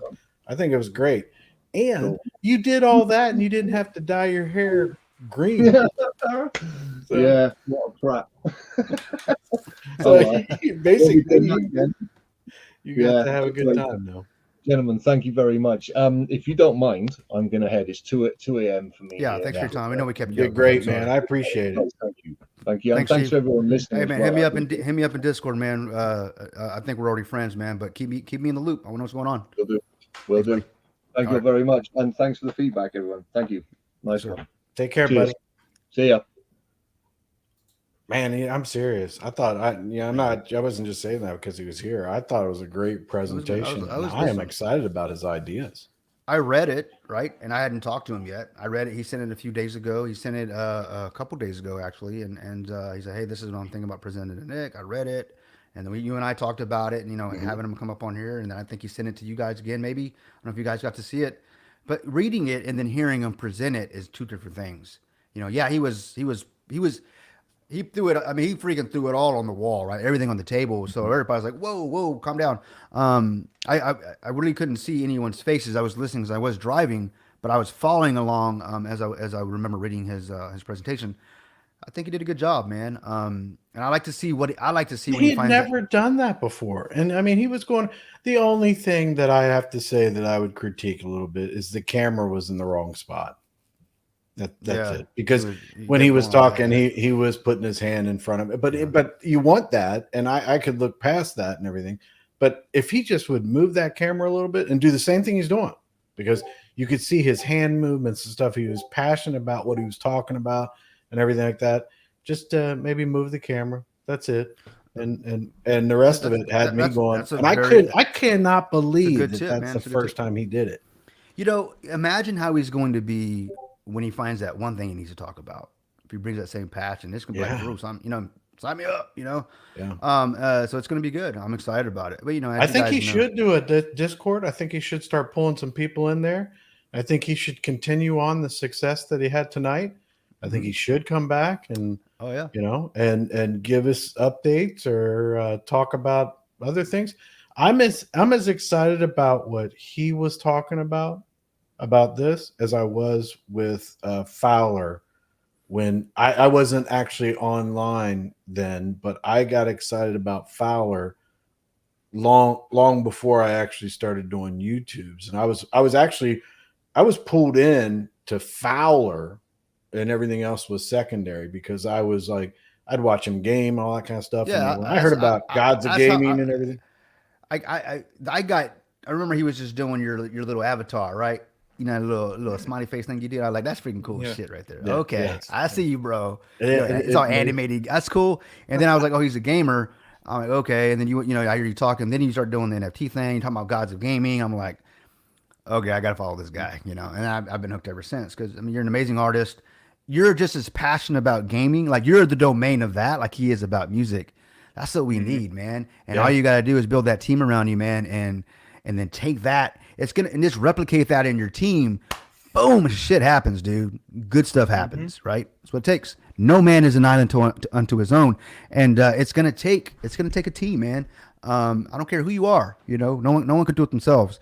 If you think you're a one man show, you're thinking way too much of yourself. I'm not saying, yeah, Can't do it. this is a Can't do good it point here. yourself. First off, a couple things. Steve was his presentation was so good because he presented it, he understood it, was passionate about it, and presented it the way he feels about it, and that's why it was so good. And honestly, I was listening more to him and not really paying much attention to the slides. I was like focused on what he was saying, other than when he got into the numbers than when I got. But Stevie says, I'm shocked at when he said that 1 million streams for a song only gets $4,000 on Spotify. Yeah, because and I've checked that out because I was thinking about we could just take our recordings here and put them out as a podcast. We go live and then we just ship the recording to like iTunes, Spotify, and all that kind of stuff. We started doing that at Crypto Lead for it was a like little bit. You got like a penny after 100 something listens or something. It was ungodly how it was like it's not even worth my time to upload. You got to work like a Greek DeFi guru and put 25 videos out a day. I know to make $5. Dude. Yeah. But he I remember him talk. We were like last night. We were talking last night, guys, with Keith and everybody. Keith was there, and then they started talking about TikTok and algorithms and all that stuff. And and I've heard Greek talk about it, but man, he went into the science of it. All right, Greek studied that freaking algorithm, like in TikTok. See, that's when my eyes glaze over, and I was like, ice cream sandwich time. And I was squirrel, right? But the proof's in the pudding, right? I mean, he was able to just the things that he was saying, and he's like, I tried this, I tried that. But the point I'm making is that if you study it, you'll figure it out, right? And so the problem with Spotify and there is no algorithm. It's just you need content. So you need about 1,000 songs to break even, right? You know how long it takes to make 1,000 damn songs. Well, you know what I mean? And see, that's what I like about his presentation was that, what he's talking about, and he spent a lot of time on protecting the artist too. And his plan, his idea, and what he was presenting is what it. And I feel that. I feel that because as old as I am, according to some of the chats. So they're killing me over there. Chris But, Zeus is what they're calling you, not Chris Cruz. One of them was like, one of them said something about Adam Zeus Cruz. Eve, and then Chris. So Uh, I'm like way old. They just started going down that rabbit hole. You know, at first it was like Chris was watching black and white. Then Chris was around with square wheels. Then it just kept going. But the way that he presented that was, to me, it was like these people. I in my whole entire life, child actors and musicians and everything, it's like they've been abused their whole lives and totally taken advantage of. And this, to me, his point of view and what he's wanting to do puts more into the hands of the artists so that they can manage and reap the rewards themselves. Yeah. You know, As it should be. Oliver Anthony, you know, like they were talking about his song and everything, and how they're playing it on all these different things. I know the other day that I heard on the radio, country station, they were talking about he canceled another show. And this was like several that he's canceled. And he canceled it because the backstage to meet him, the tickets were $190. And he was like, no. Wow. He was like, no, I'm not going to be a part of that. And he canceled it. And it's like, I mean, good musicians, their goal isn't out there to rip people off, but everybody associated with them is to rip them off. He knows where, that's right. He knows The upper people, and yeah. not like the stage hands, not No, the I know. guys Yeah, I know. that are like helping, like setting things up, and the roadies and doing all this. These guys are working hard and they're dedicated to the band, and the band understands that. That family of people, especially in music, that they need to be protected, you know, and that's what the problem is. For decades, they haven't been. And the way that Steve presented it and everything like that just makes me like, this is what I want to see in the future. And the way he presented it, I was like, you know, I'm right here. I'll jump on whatever you're gonna do, buddy. Same here, man. Same here. You're right. It's about the artist having full control, man. And Anthony Oliver, I didn't know he canceled another show. Yeah, that was like the third one he's done that, because he keeps saying he's not going to do that stuff, and they won't listen, and they're like, yeah. So it's like, you know what? And honestly, if Oliver Anthony was going to do a concert in a park down the street or maybe 100 miles away, I'd go see him. Be like, hey, you know, and that's where I think that you're saying of they need us more than we need them. I think that is that's what they're going to be doing. I mean, that's what these artists and stuff like that is like. That's right. You know, exactly. The artist. So the artist is no longer the product. You know what I mean? The blockchain is the product. You know what I mean? Oh yeah, Chris had a mammoth. That's funny, dude. That's funny, bro. Listen, we all got of another you one out there, dude. listen, That's sick, you know dude. what? Every time that Mammoth is in the comments. Mammoth, I'm sorry, buddy, but if you come into my comments and you got anything to say, I see it's all nice. I make you a mod, so you're a mod now. I just make everybody a mod. Start banning yourselves. You know, actually, Mammoth says first thing to go when the government's claim, was it austerity? The arts. How do you say that? Austerity. Okay. Yeah, that's right. He's talking about when the governments come in and they take over. Like I remember in Cambodia and Pol Pot, if you guys remember that story during the Vietnam War, the Cambodian. You gotta go there, man. Well, I just remember, but when my mother-in-law, my ex-mother-in-law, she was from Cambodia, and she came from that. She actually came over here as a refugee, and she lost her entire family. But one of the first things, if you actually look in the history and watch documentaries on that, the first thing Pol Pot did was he went after the artists. He rounded them all up. You know, you couldn't draw, paint, write. I mean, you could not do anything. He needed you because he was going to use you for his propaganda. You know, if you have some sort of gift or talent, the government wrapped you, and they burned books and they burn all the art and, you know, and the literature. That's what they do. That's what freaking, you know, Hitler did, you know. But yeah, art is this. Art changes the world, man, or keeps the world, I think, keeps the world honest. What you laughing at, man? Again. Hold up. This is a raffle you're doing here in a bit. Mm-hmm. Are you doing any Listen. more tonight, or is it just that Oh, one? Everybody needs I to be got- fed. I got a couple more if need be. You guys. I If like it's that not one. enough turnout though, man, I'm not going to be giving out NFTs though. Nah, man, I don't want to do that. You know what I mean? I mean, why? Yeah. Well, yeah, people have to have an opportunity and everything like that. Kryptonian, I got some serious questions for you later, man. Oh snap! What you got? Oh, later. Well, we'll do the raffles, but just let you think about it. Maybe you, what do you think about that scientist in Mexico with those alien bodies? No one's talking about it. I'll tell you that. Man, man. So it's fake, man. No, I don't know. I saw like a clip, 30-second clip on it, and I need to look more into it. But apparently he had two coffins, and he showed the, you know. Well, full disclosure, he had come out and had something about that a few years back, and it turned out to be infants, Okay. so mummified infants or whatever. So that was like, but they're saying it needs to be verified and all that kind of stuff. But whenever I see stuff like that, I think, okay, what are you distracting us from?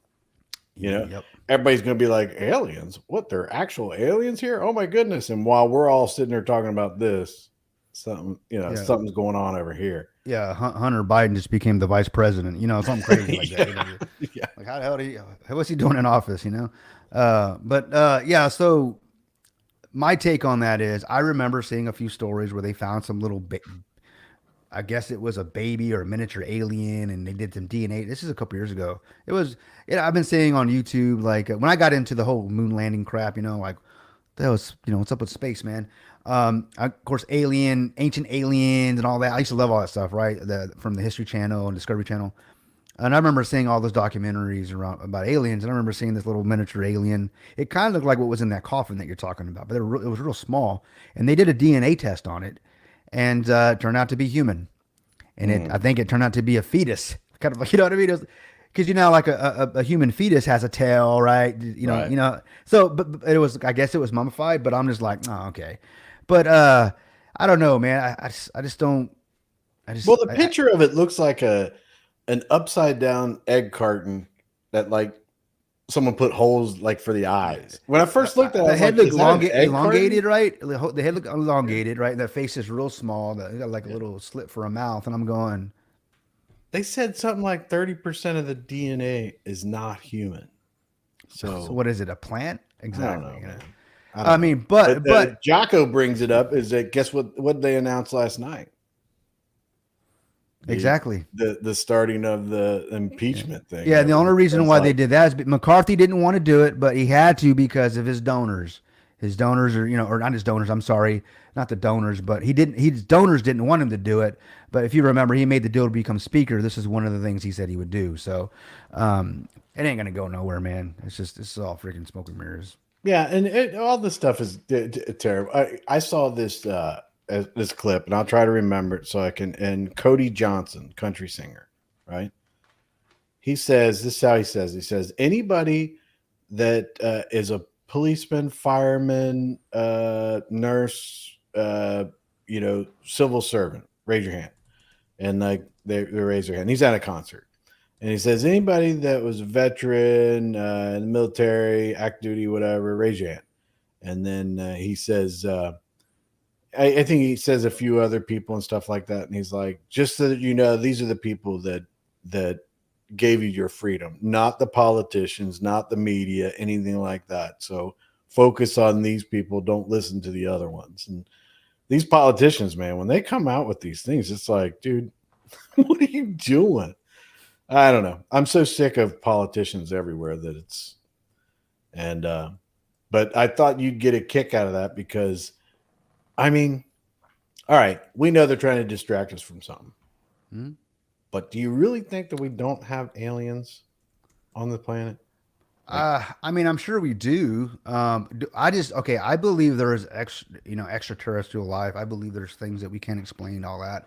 I just don't believe they're coming from light years away. I just don't believe that. I mean, the technology isn't there. That means they have to be a freaking million years old to get here. Now, unless they're like going through time portals or something, that could be doing that crap. But But I think they're close. If they are real, they're closer than what they're telling us. Did you see what Barry McCocken here? I just made you know what? Yeah, they're all mods now. Good. Barry's like Biden is actually my bastard son, child.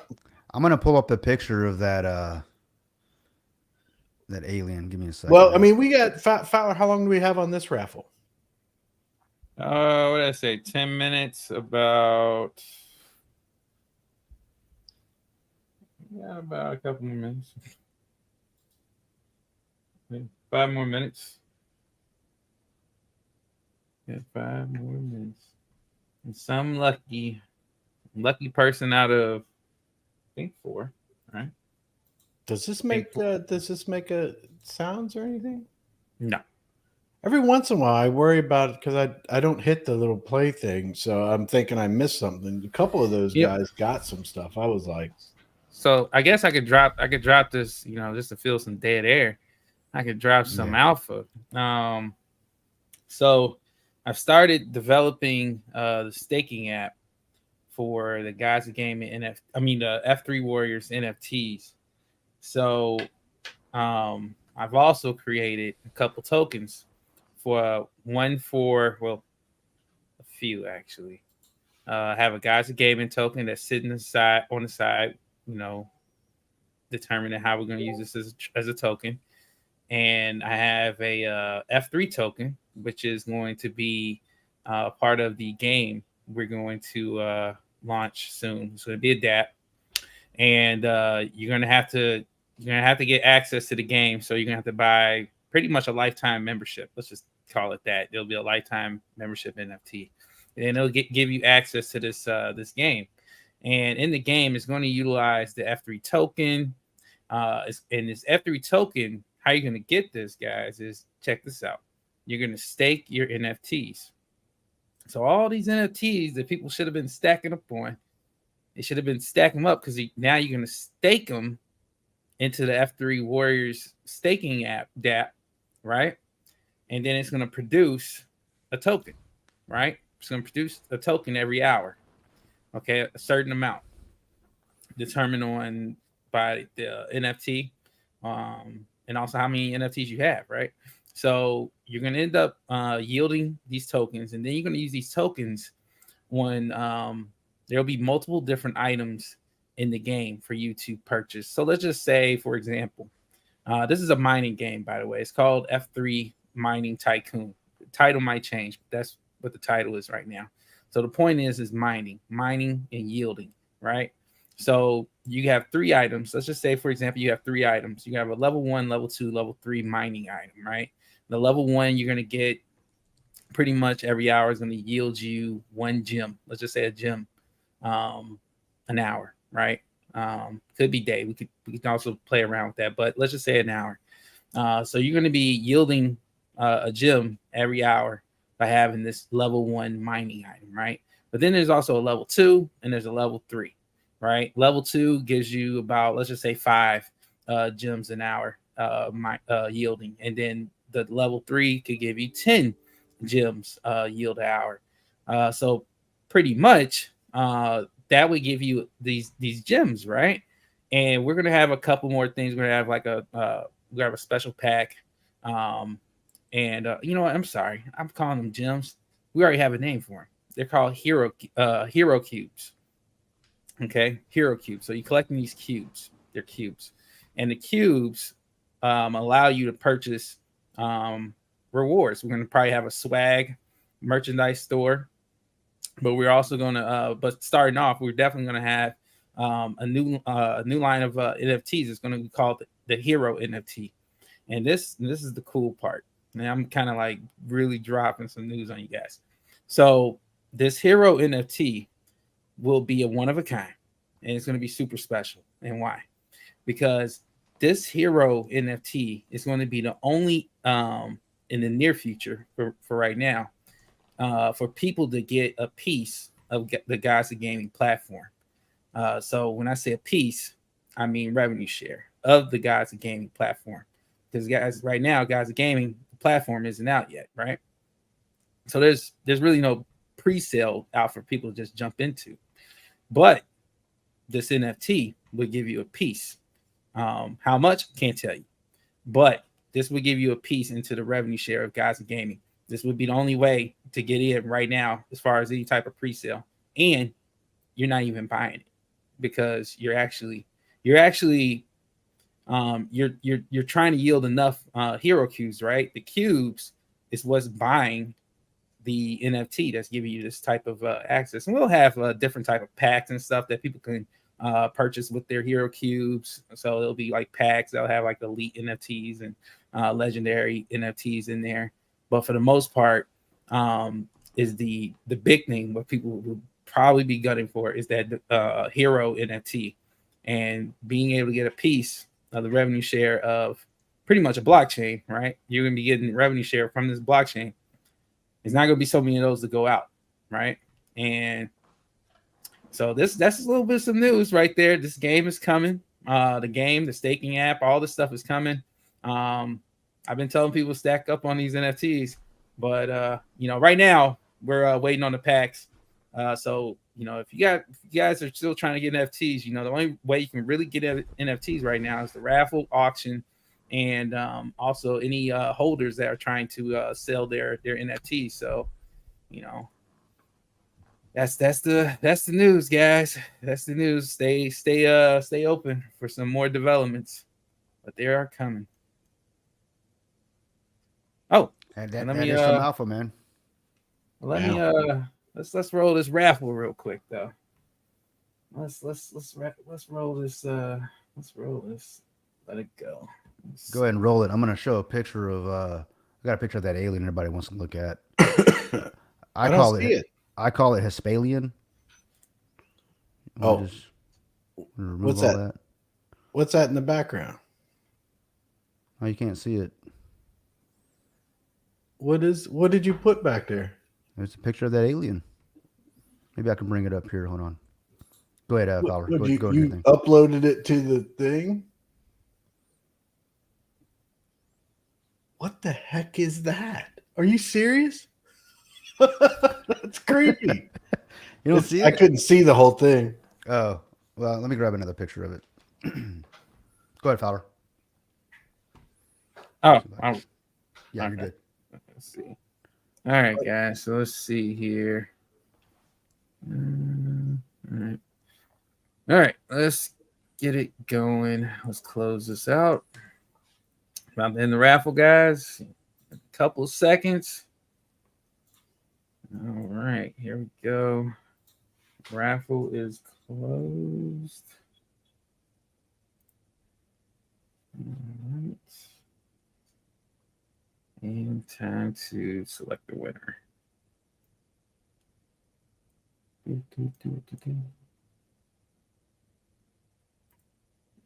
Right. That was a nice one, man. I like that Iron Man look. Yeah, man. I like the gold. I like Yeah, the fact that it's that's nice, cool. solid gold.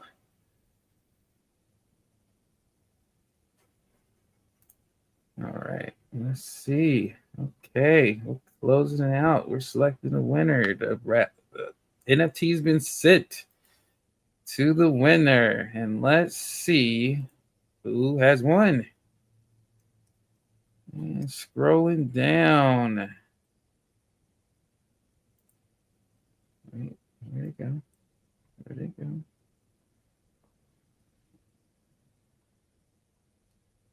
Oh, gotta refresh. Oh,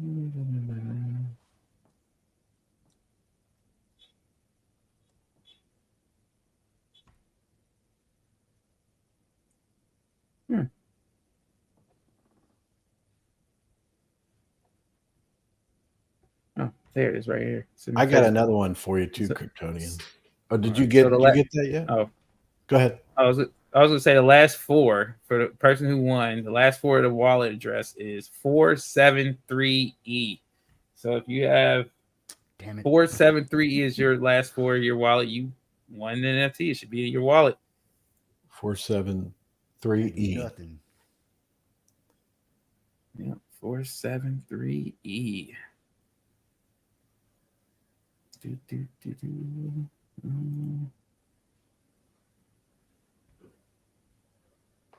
Let's see.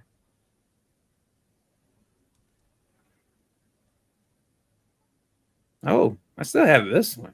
This is funny. I still have this NFT here. I guess it didn't go in auction. I guess I can raffle it. See if people want to get them a cheapie. Let me see. What was I thinking about? Okay. Another one I've been trying to look for, but I can't find it. Are you bringing one up? Is that what you're gonna do, or what are you doing? Yeah, I'm bringing one up right now. Okay, I'll let you get that before I talk about this other thing I want to talk to Kryptonian about. Well, and everybody, the everybody. So.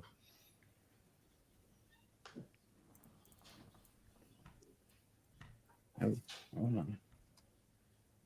Hold on. Sorry about that, guys. I kind of messed up here. All right, I got it here. Here we go. Start the raffle. And confirm.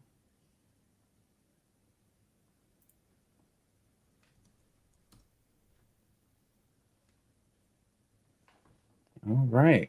Here we go. We got the rocker. The rocker is up there. Oh wow! I didn't know that. I thought that had already been up. No, it didn't. It was up for auction, and then no one bid it on it. So it came back. So I was like, well, guess it's going in a raffle pool.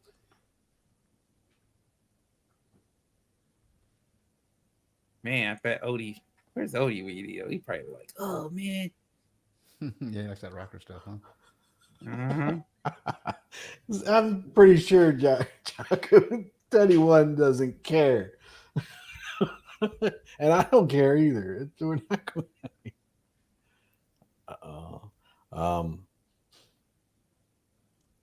okay. All right. I can't find it, but that raffle's going on now, right? So we're good to go. Mhm. Kryptonian, I saw something where this young lady, she does like astronomy videos and stuff. Just chill, just like different about that comet that was coming through, just a few things here and there. She's not like, anything crazy. She was saying that they had read or she showed a picture of where this report was, but there's a planet that's pretty close by that they think it's like the whole planet's made of water. They think the whole planet's made of water? Yeah. And they were saying that And they know this how? that's what I was wondering, because she was even saying, she was like, some of the data that was coming back is that they got What data? how would they know that? What, I mean, did they send a runner up there and he took a drink? I mean, what? I don't understand. Let me explain it before you go off go down the rabbit hole on everything. But she was saying, I'm down the rabbit hole. They talk about they see I- balls of water in the sky. But go ahead. So who is but this it was lady? pretty far away from what she said. It's not in our solar system, so it's not one of our planets. But So it's even pretty far. further than.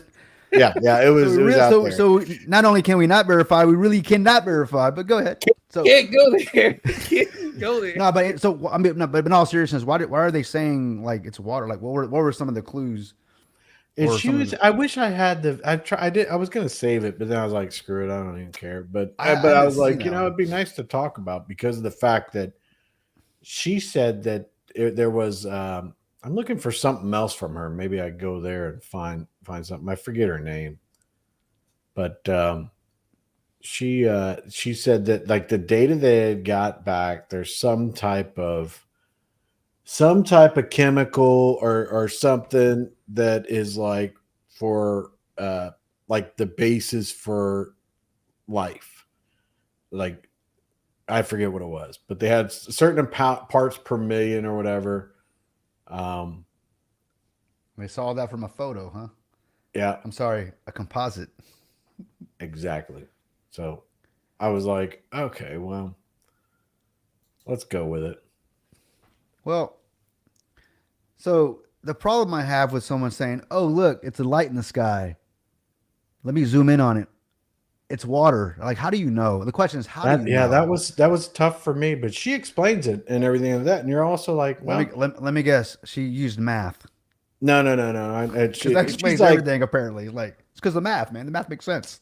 She's like a person now. Serious, you're gonna bring that picture up. I'm looking at it right now. It looks like an egg carton to me, like There we the go. bottom of an egg carton. Does that it's like someone took an egg carton and like made that. Yeah, exactly. Yeah, it looks like it was made. I think I made this in the 5th grade one day, and I failed art. No, but this is supposedly they have two bodies. This is supposedly an alien, right? An alien body, and it's probably about what a foot in size, I guess. Maybe it's not even that big. I right? don't know, man. Of course. Here's a close up of the head. These are called Hispalians. These are. Oh, how did that get in there? But yeah, I took a picture of an alien too, man. You know what I'm saying? Look, that's a Hispalian right there, man. Hispalian, okay? That looks fake. That's real, okay, brother? I'm telling you, bro. Oh, you know what? And I came from the planet of water. That's where I came from. Oh, that's crazy. No, but in all seriousness, I don't know if those are aliens. They'll probably now. The thing is, they're going to come back and they're going to probably do some sort of DNA test, and it's going to say it's 87% not human. Okay, what's the other percentage? 13%, whatever it is. What is that? And they're going to be like, we don't know. Do you know it's we know it's not human. So is it a plant? We don't know. Is it a sausage? We don't know. Oh, therefore it's an alien. That's my point. Is what are they comparing it to? Just because it's not human doesn't mean it's not an alien. You know what I mean? I mean that's just I don't subscribe to the if this then that. If P then Q, whatever. That's just a fallacy. That's a whole fallacy thing. But logical fallacies and all that. But point is, I got so burnt out with that whole ancient aliens thing, man. That I thought for sure, there was aliens. The world was we're gonna have aliens. By the year 2020 or somewhere. The way they made it sound, right? Man, ain't nothing happened. Well, Rickness said earlier. I don't know if I started or not, but yeah, he said earlier is that I don't believe in aliens in the way that everyone else thinks of them. I believe there are other life out there, but they are just like us. I mean, I could see that. I mean, I believe that they're from here. Maybe I'd more subscribe that they're from some other interdimensional, like or maybe underground, or I don't know, somewhere in some place we haven't explored yet. I don't know.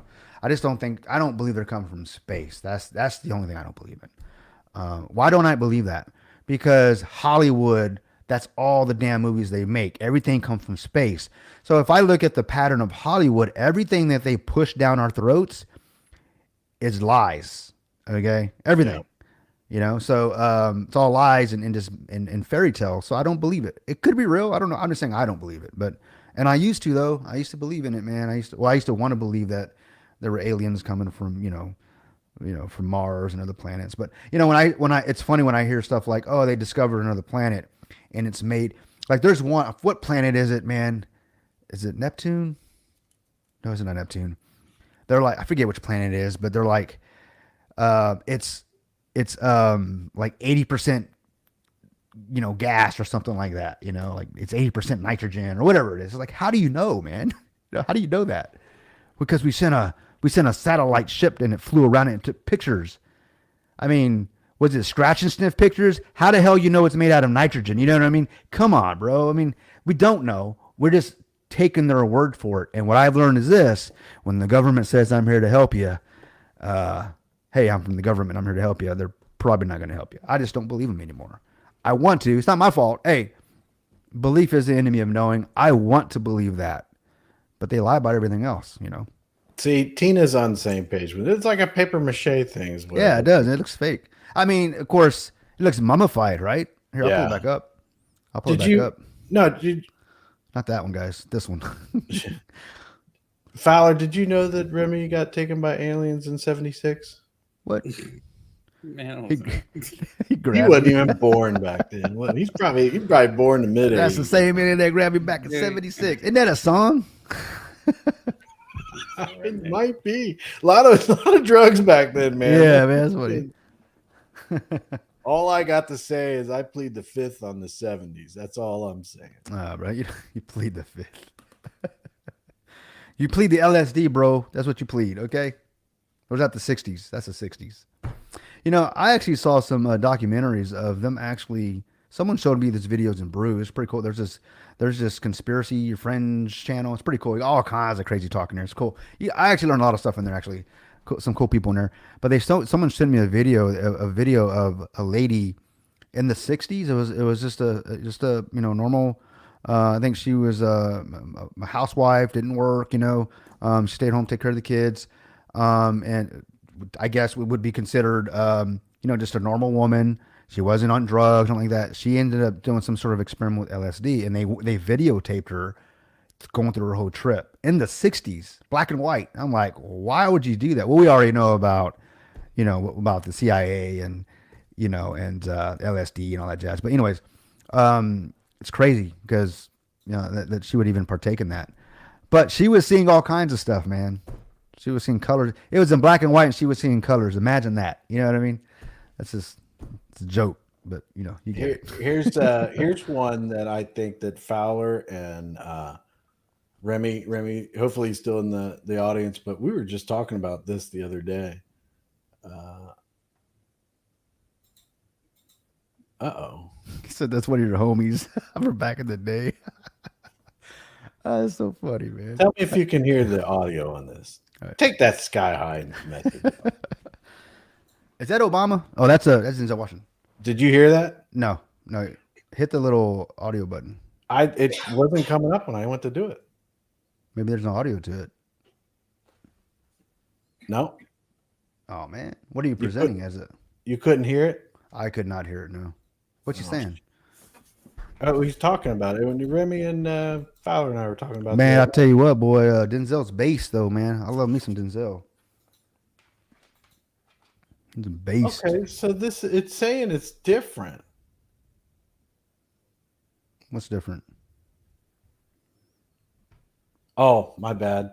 You know what? Remember how they had the little checkbox when you went to do something? Now they have a sliding button. Oh, for audio? Yeah. I'll try it again. Yeah, I'm doing it now.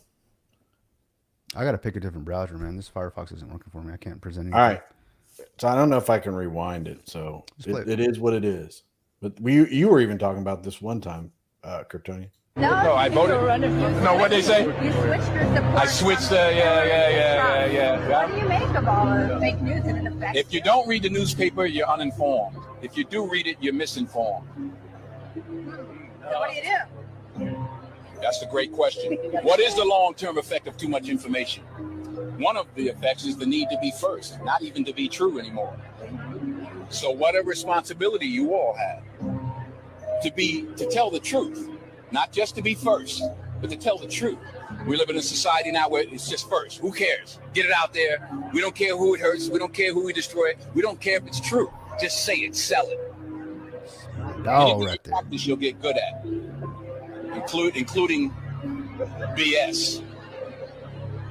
You were the based. So I'm talking about, man. Man, right there. Everybody that listens to that just got educated right there. That's the truth. It's all about getting it out there first. And that's all they care about. We're talking about the mainstream media, So when people would say, so you're saying all the media is involved and, they're all lying. They don't, most of them don't care. They just want to be first. I remember seeing that video and I was like, God dang, is that a movie? Yeah, he's awesome. Yeah, I like him. He's cool, man. Yeah, I think he's my favorite actor. The more I think about it and everything like that, because I seriously, nowadays there's some actors out there that I like and everything like that, but I'm almost like every time he makes a movie, I'm gonna go watch it or whatever. Have you seen that? What's that movie he made where he's blind? Is it Ezekiel? Man, what's that movie he made where he's blind? I didn't hear you, Fowler. What was it? Book of Eli. Oh, Book of Eli. Dude, he got me, dude. I know he's blind the whole damn movie. That's how damn a good actor he is, bro. He's not blind. In the book of Eli? He's blind in the movie, man. His Bible's is Braille, bro. You got to go back and watch it. It blew my mind. I was like, wait, what? It's crazy. Right. Well, you find out at the end. You find out at the end, but yeah. Yeah, It's whole good, man. time he was blind. Good actor, dude. Good actor, man. The Book of Eli. It's one of my favorite movies. That is shocking to me. I mean, you know what? Sometimes you can just be too good at what you do. I Yeah, he's a mean, good I actor. did not even remotely think that he was. Good Lord, man. I like him as the he's kind of like the other version of a John Wick, you know. What's the movies he's come out with? He's got like 3 movies. Equalizer. The Equalizer. Yeah, those are cool, man. I like how it reminds me of that Sherlock Holmes I movie like when he that does Robert his Downey. watch thing, and he's like, Yeah, he's just like, yeah, "I'm gonna kick Cool. y'all's butts, and I'm gonna do it." And like, yeah. You ever seen that movie Billy Jack? I know you know who Billy Jack is, man, brother. I know you know who Billy what? Jack is. I'm about ready to just.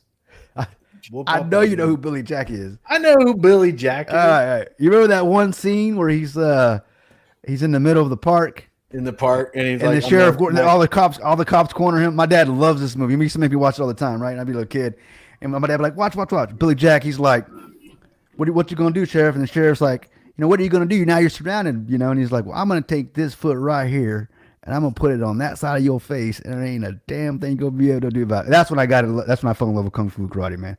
It's the funniest scene ever. Anyways, that's they don't make movies like that anymore, man. They don't make movies. If you don't know what I'm talking about, look up Billy Jack, YouTube, the park scene. You know what I'm talking about. Yep. He whips them all. He was like the John Wick and Denzel at the same time. That's pretty cool, man. Bad dude. Denzel's always been good in those types of movies too. Yeah, he was pretty good. His other movies that he's in and everything like that. Training Day. Dude, no, like Philadelphia. You seen that one where he plays the lawyer? Oh yeah, yeah. Dude, and that Tom was Hanks good. plays. Yeah, man, that was a good movie, man. I remember that movie. Fowler reminds me of Training Day all the time about that video with him and Pride. He's like, Oh, with Pride? he's like, you gonna do that to me? Yeah, you gotta do that to me. Oh yeah. Nah, man, that's funny, man. Yeah. Pride. I love his movies. He does a good job. And there's very few people out there. We talked about that recently too.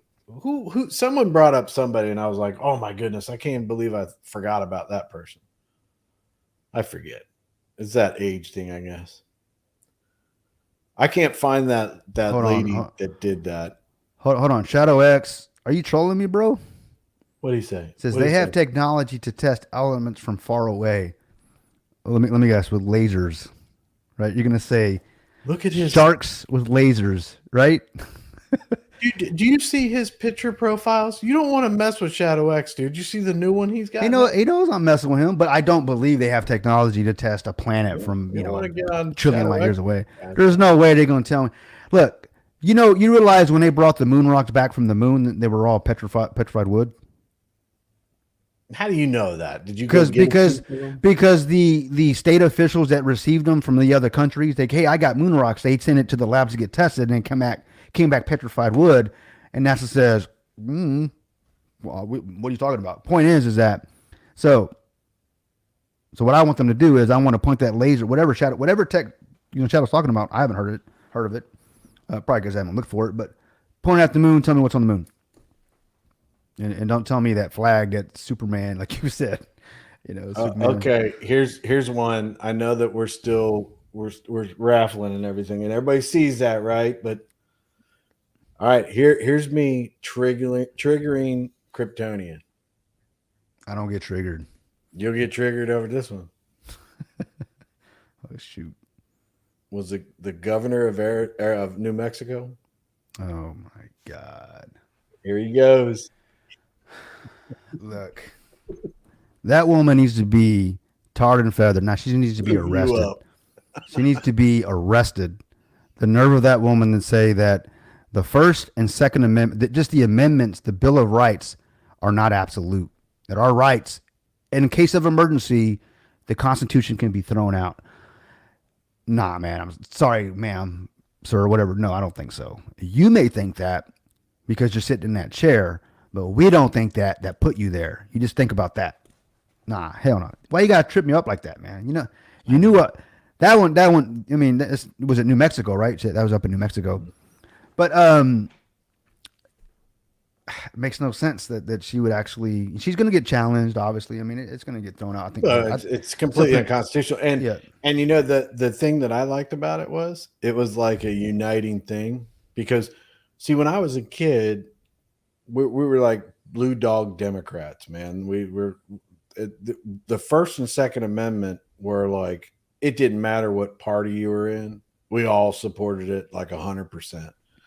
And that's changed over the years and everything. But this was like a wake up call because there's a lot of traditional liberals out there that were kind of softening on some of these, amendments and stuff and like the Constitution a little bit. And that snapped them right back because even like CNN was grilling her when she was on there. Like, what are you talking about? You can't just make an emergency and suspend the First and Second Amendments, and they were even, going on. It was Rahm Emanuel, the mayor of Detroit, I think it was. Was it Detroit that said, "Never let a good crisis." Chicago, never let a good crisis go to waste. And not just him, but every politician, even up to Mitch McConnell, those guys, we just need we need to drain the cesspool that's up there. We need term limits, man, and I mean real term limits. I mean, it's crazy when they outlive their term limits and their term life insurance. What the hell's up with that, dude? How do you become a sitting senator, and you basically live longer than your life insurance? You go past the expiration of your life insurance. You know why they live so damn long? Because they get the best health care in the world, and they don't pay zero for it. We don't get that health care. We don't get the discounts and the medications they get. They get that, We're just a bunch of ants to them. Now, Barry said something here. He said, he says they can use telescopes in space to use different signals to detect elements. Nah, I don't believe that. It's dope, man. I saw someone try to tell me that this is how I brought up the question about how can they tell what's on that planet, whatever, and they were saying, well, they can tell by the colors and the way the light flickers, and they can tell it has the same properties as this element here on Earth, blah blah.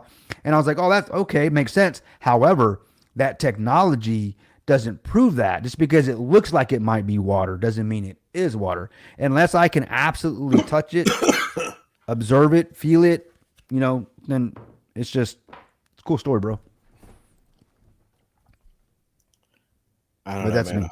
I've been through like all these. I'm going through this social media thing, man, and I can't find this lady at all. Which one? The senator? No.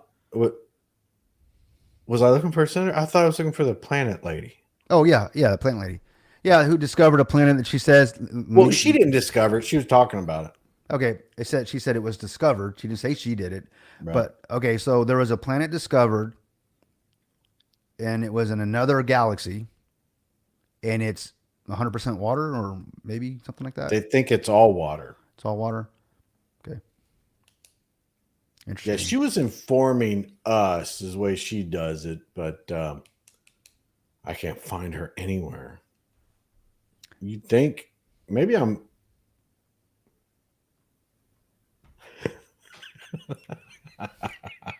I like this. There you go. I'm gonna save this. Fowler, when are we gonna do this raffle? We got the people in the chat that are like, we need a raffle. Oh yeah, it's coming right now. You're gonna do it right now?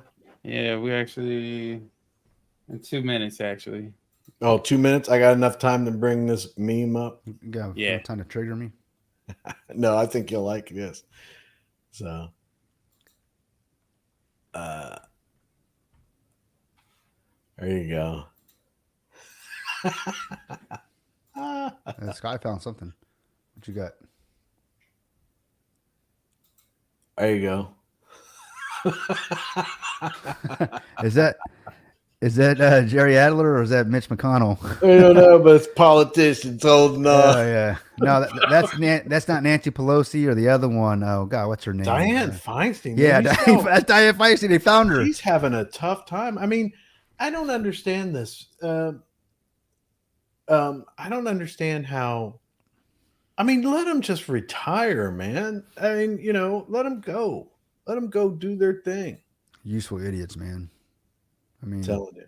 Oh, Fowler, did I move something? Oh no. Are you ready, Fowler? All right, you ready? Guys, good. All right, so here we go. Yeah, I'm gonna let you. I'm gonna go to the bathroom. I'm gonna let you roll that.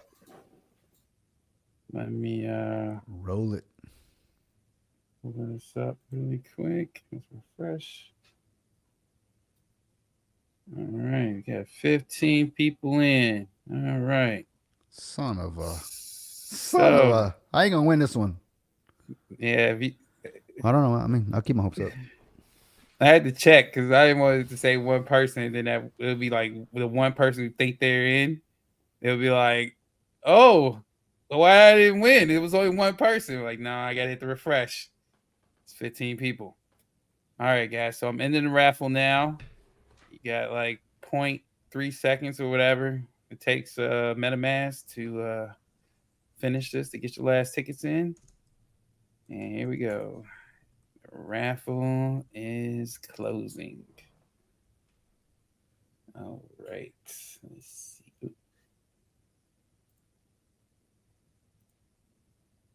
All right. All right, it's closed. And time for the chain link randomizer to select a winner.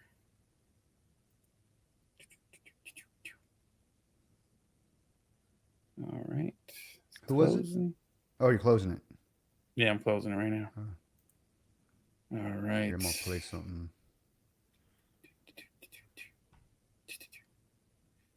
Contract approved.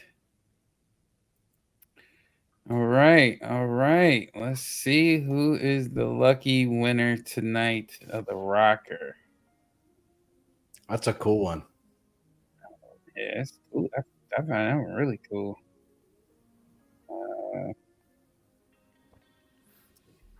The last four is BF0F.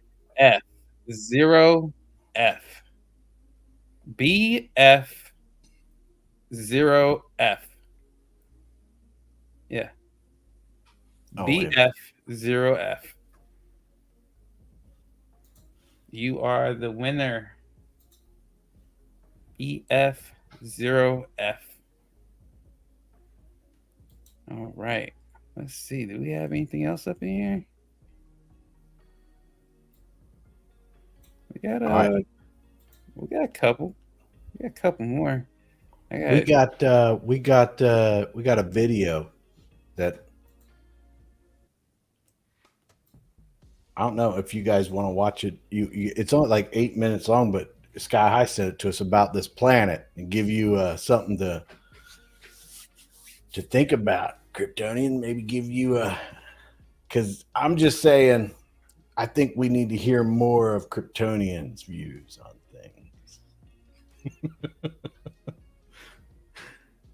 You're like just nodding your head just a little bit. Are you triggered? Did I trigger you too much? I was looking for that video of the fake planet.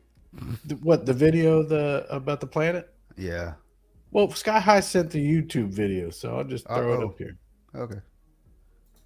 It's 8 minutes long, though. I'm not sure if you guys just cut to the end. Just cut to the end. You know, give me the last 5 seconds so I can call BS on it.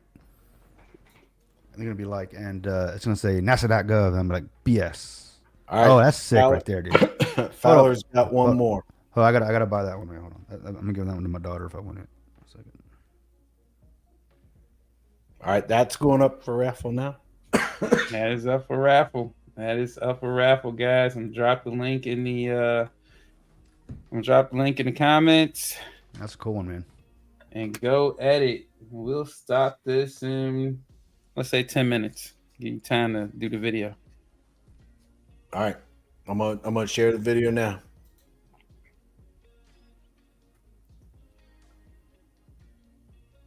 Yeah, little pink riding hood. That's pretty cool. All right, I'm gonna go full screen on this. You guys be quiet. Let them listen to it so we know what we're talking about. Let me know if you can hear it, though. Astronomers have discovered a rare planet You hear it? twice the size of Earth Yeah. that may be entirely covered by an ocean. Adding to the excitement, this planet, known as TOI 733b, orbits a star slightly smaller than the Sun in a remarkably short period of just 4.9 days.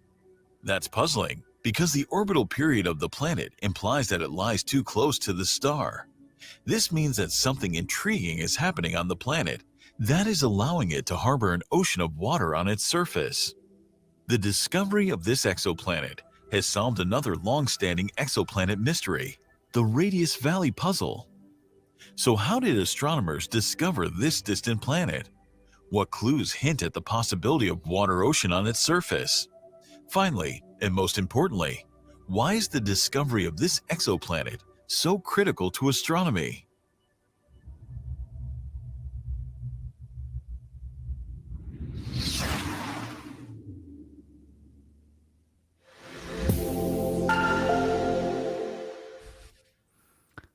All cartoons, bro. Since the initial detection of exoplanets in the 1990s, our exploration of the cosmos has been relentless. We have encountered an astonishing variety of exoplanets, ranging from rocky worlds similar in size to Earth to massive gas giants like hot Jupiters. These planets exhibit a wide range of radii, with terrestrial planets typically measuring half the size of Earth and gas giants reaching up to 10 times Earth's radius. However, there is a noticeable gap between these categories. Exoplanets with radii between 1.5 and 2 times that of Earth are surprisingly scarce, resulting in what is known as small planet Radius Valley. Scientists have put forth various theories to explain this scarcity. One possibility suggests that mini Neptunes, which are larger than super Earths but smaller than gas giants, gradually shrink over time to become terrestrial planets similar in size to Earth. However, the process by which this shrinking occurs remains a puzzle. This is where the discovery of TOI 733b becomes exceptionally valuable, as it offers a potential key to unraveling this mystery.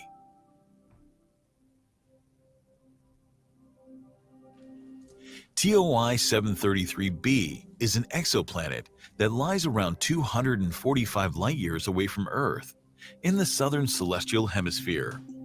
It's orbiting TOI 733, a yellow star that contains almost 96% of the solar mass. The planet was first located in the data collected by TESS, the Transiting Exoplanet Survey Satellite, so the name TOI 733 means that it's the 733rd TESS object of interest. TESS uses the transit method to look for exoplanets. When a planet passes in front of its host star, it causes a small dip in the star's brightness. By analyzing these fluctuations in the starlight, the presence of a planet can be inferred. The majority of the exoplanets found to date have been confirmed with the transit method. The transit method can also reveal some of the planet's crucial physical parameters. For example, by looking at the period at which the dip in starlight is occurring, one can calculate the orbital period of the planet. TOI 733b has an orbital period of 4.9 days, which means that it orbits its star very close. At such proximity, the high-energy photons from the star can ionize the planetary atmosphere and eventually disperse it away. This phenomenon is known as photoevaporation, and it's one of the possible ways in which mini Neptunes can shrink. The radius of TOI 733b was inferred by looking at the amount of starlight blocked by the transiting exoplanet. It was measured around 1.99 Earth radii, which places it in the small planet Radius Valley. The next step was to calculate the mass of the planet. Astronomers use the HARPS spectrograph to do this. HARPS is a high-precision spectrograph installed on the ESO's 3.6-meter telescope in Chile. It measures the star's radial velocity to hunt for exoplanets, and here's how it's done. The gravitational interaction between a planet and its star causes the star to move in a small circle or an ellipse. This movement affects the star's light spectrum, which can be observed from a distance. For a star moving towards the observer, the spectrum appears slightly blue shifted, while for a star moving away, the spectrum is red shifted. The spectral analysis reveals the strength of the gravitational interaction between the two celestial objects, and indirectly, the planet's mass as well. The planetary mass of TOI 733b was locked at 5.72 Earth masses by performing the same measurements for the star. The data we have so far, including the planetary mass and radius, allow us to calculate the planet's density. The figures suggest a density of 3.98 grams per cubic centimeter, which is slightly higher than that of Mars and less than Earth's 5.51 grams per cubic centimeter. Now this is where things take an interesting turn.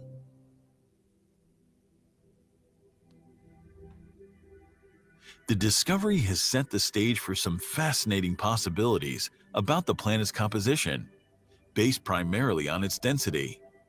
One hypothesis suggests that the exoplanet could have initially had a hydrogen-helium atmosphere, similar to Neptune's.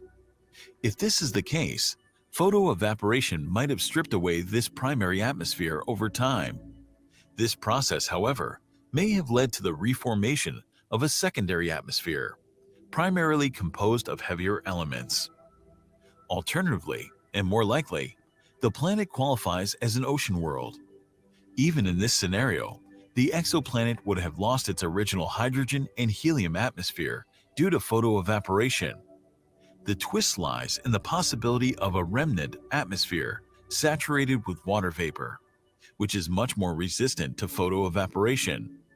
This scenario would mean the planet has likely retained a significant amount of its atmospheric mass, resulting in an ocean world. However, determining whether TOI 733b possesses a secondary atmosphere, or if it's an ocean planet, is still a significant challenge. A detailed analysis of the planet's atmosphere is required for a definitive answer. Currently, the most reliable method for such an analysis involves the comparison of starlight that has passed through the planet's atmosphere with its unfiltered counterpart. But TOI 733b isn't an ideal candidate for such a probing exercise, necessitating the wait for the next generation of telescopes to uncover the atmospheric secrets of TOI 733b. Exoplanets residing within the Radius Valley, like TOI 733b, could hold the keys to decoding the mysteries of this valley. This exoplanet in particular is an excellent subject for such studies. It represents a small, yet potentially vital piece of the exoplanet science puzzle. Consequently, future follow-up observations by high-precision instruments will certainly provide data worth close examination. Recently, astronomers discovered a weird galaxy that does not emit any light. It's the first detection of a dark galaxy in the universe. If you missed this episode, be sure to catch up on this exciting discovery.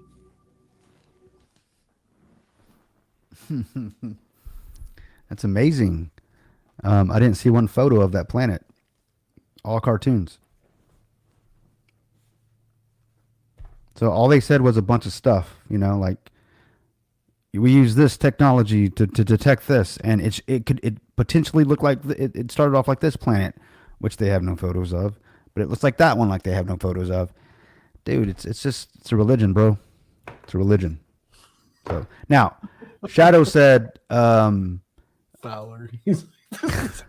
You see that comment what do you say? in the private chat? What do you say here?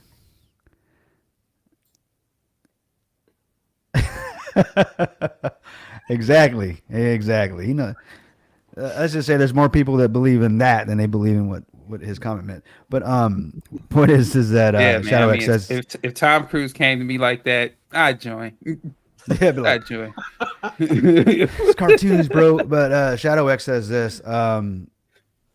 He says, sorry, Kryptonian, maybe we didn't go to the moon, because that's what I say, but the James Webb Telescope is the shit. It's beautiful. It is real pics, obviously. I mean, so I'm not saying there's not light in the skies and ambient things in the sky. Obviously, yeah, we're seeing stuff. But what I'm what I'm saying is I can't tell you what it is. No one can, in my opinion, because no one can go there. Now, if you go to the James website, I remember going to the James Webb website, which is on the NASA.gov website, right?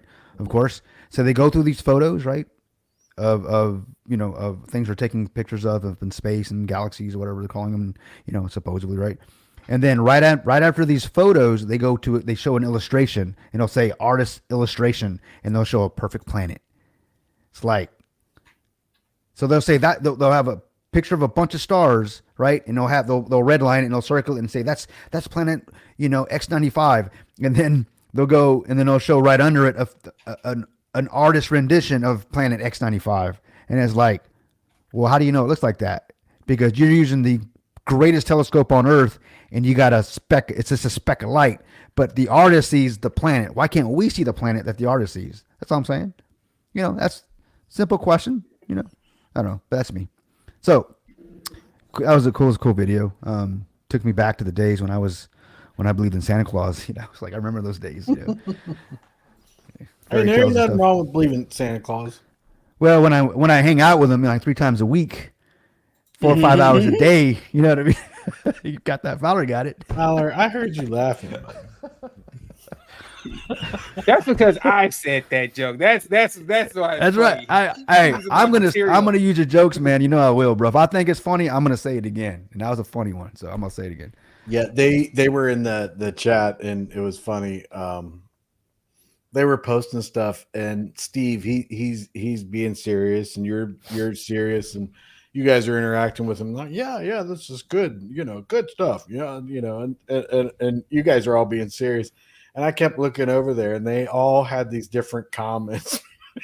Yeah, all I see is you going. I'm like, bro. I'm not laughing at you, Steve. Not laughing, and then they were like, let's get Chris to keep reacting and everything. So then I started trying to not look over, but there was one moment where Steve was like, I've had some friends that have really been suffering in this industry, and all of a sudden you hear, I look up and you're laughing, I'm like, what the hell's going on here, man? I was not laughing like that. That's not. I was like a little schoolgirl. Yeah, it was funny, man. All right, guys, we gotta run this. Let's do it, man. Let's do it. Let's see if I got this one. Let's close it up. I'm closing it up, guys. This is a cool one. I like the background too. That's a cool, 30 seconds until I get to this dab. I can see that one looking like a little figurine, man, like this, like on my desk. You know what I mean?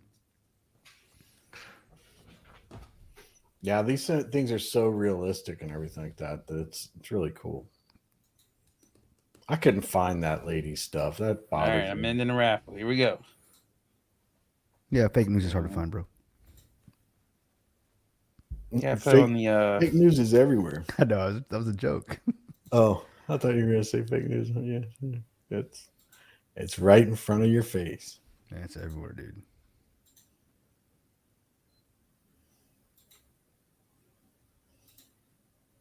All right, here we go. 1, 2, 3. Is that your wallet address?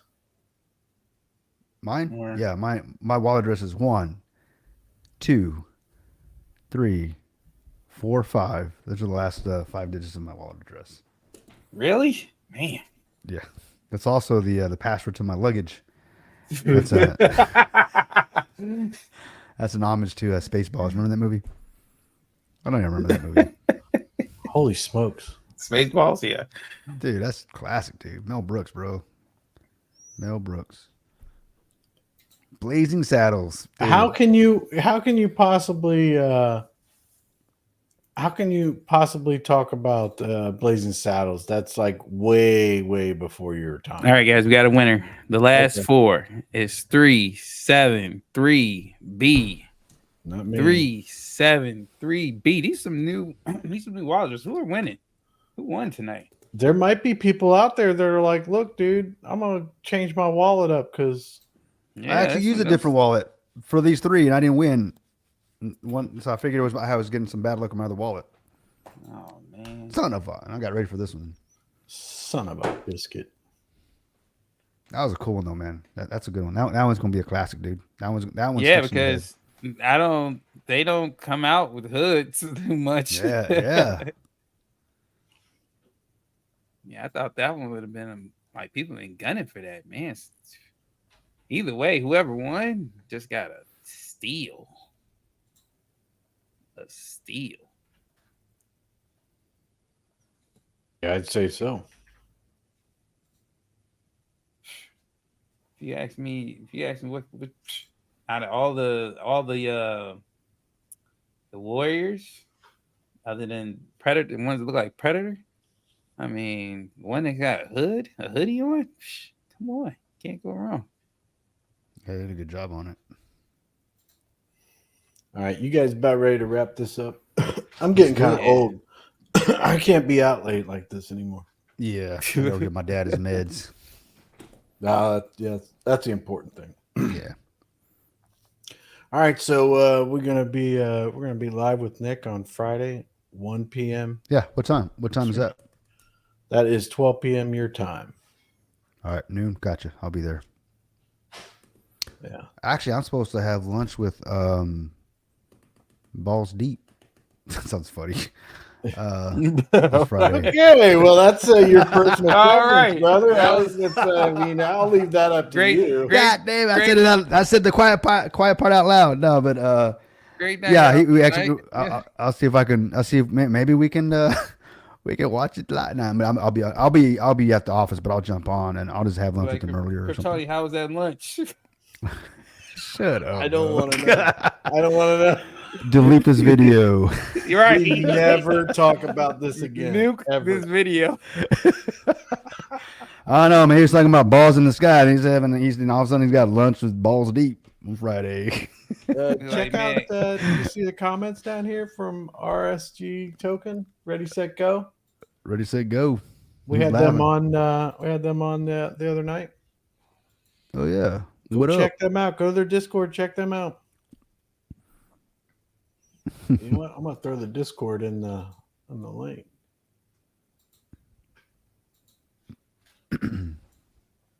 I hope I got it.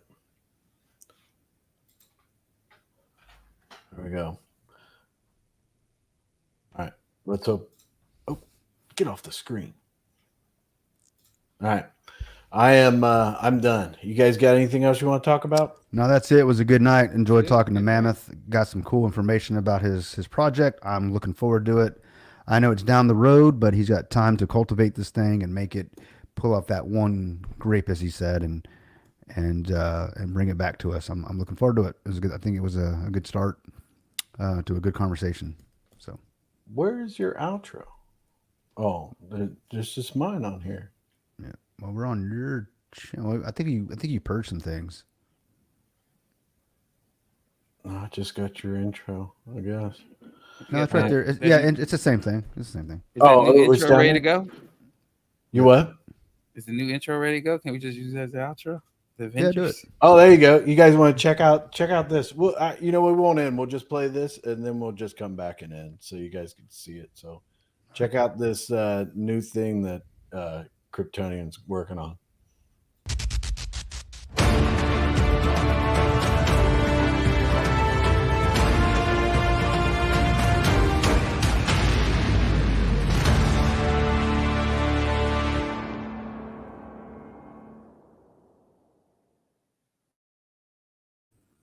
I think There it's it dope. is, man. It's The dope. fucking Crusaders. I love it, man. It's actually All a right. joke, but it's We'll all see good. you guys. Thanks for joining us. All right, guys.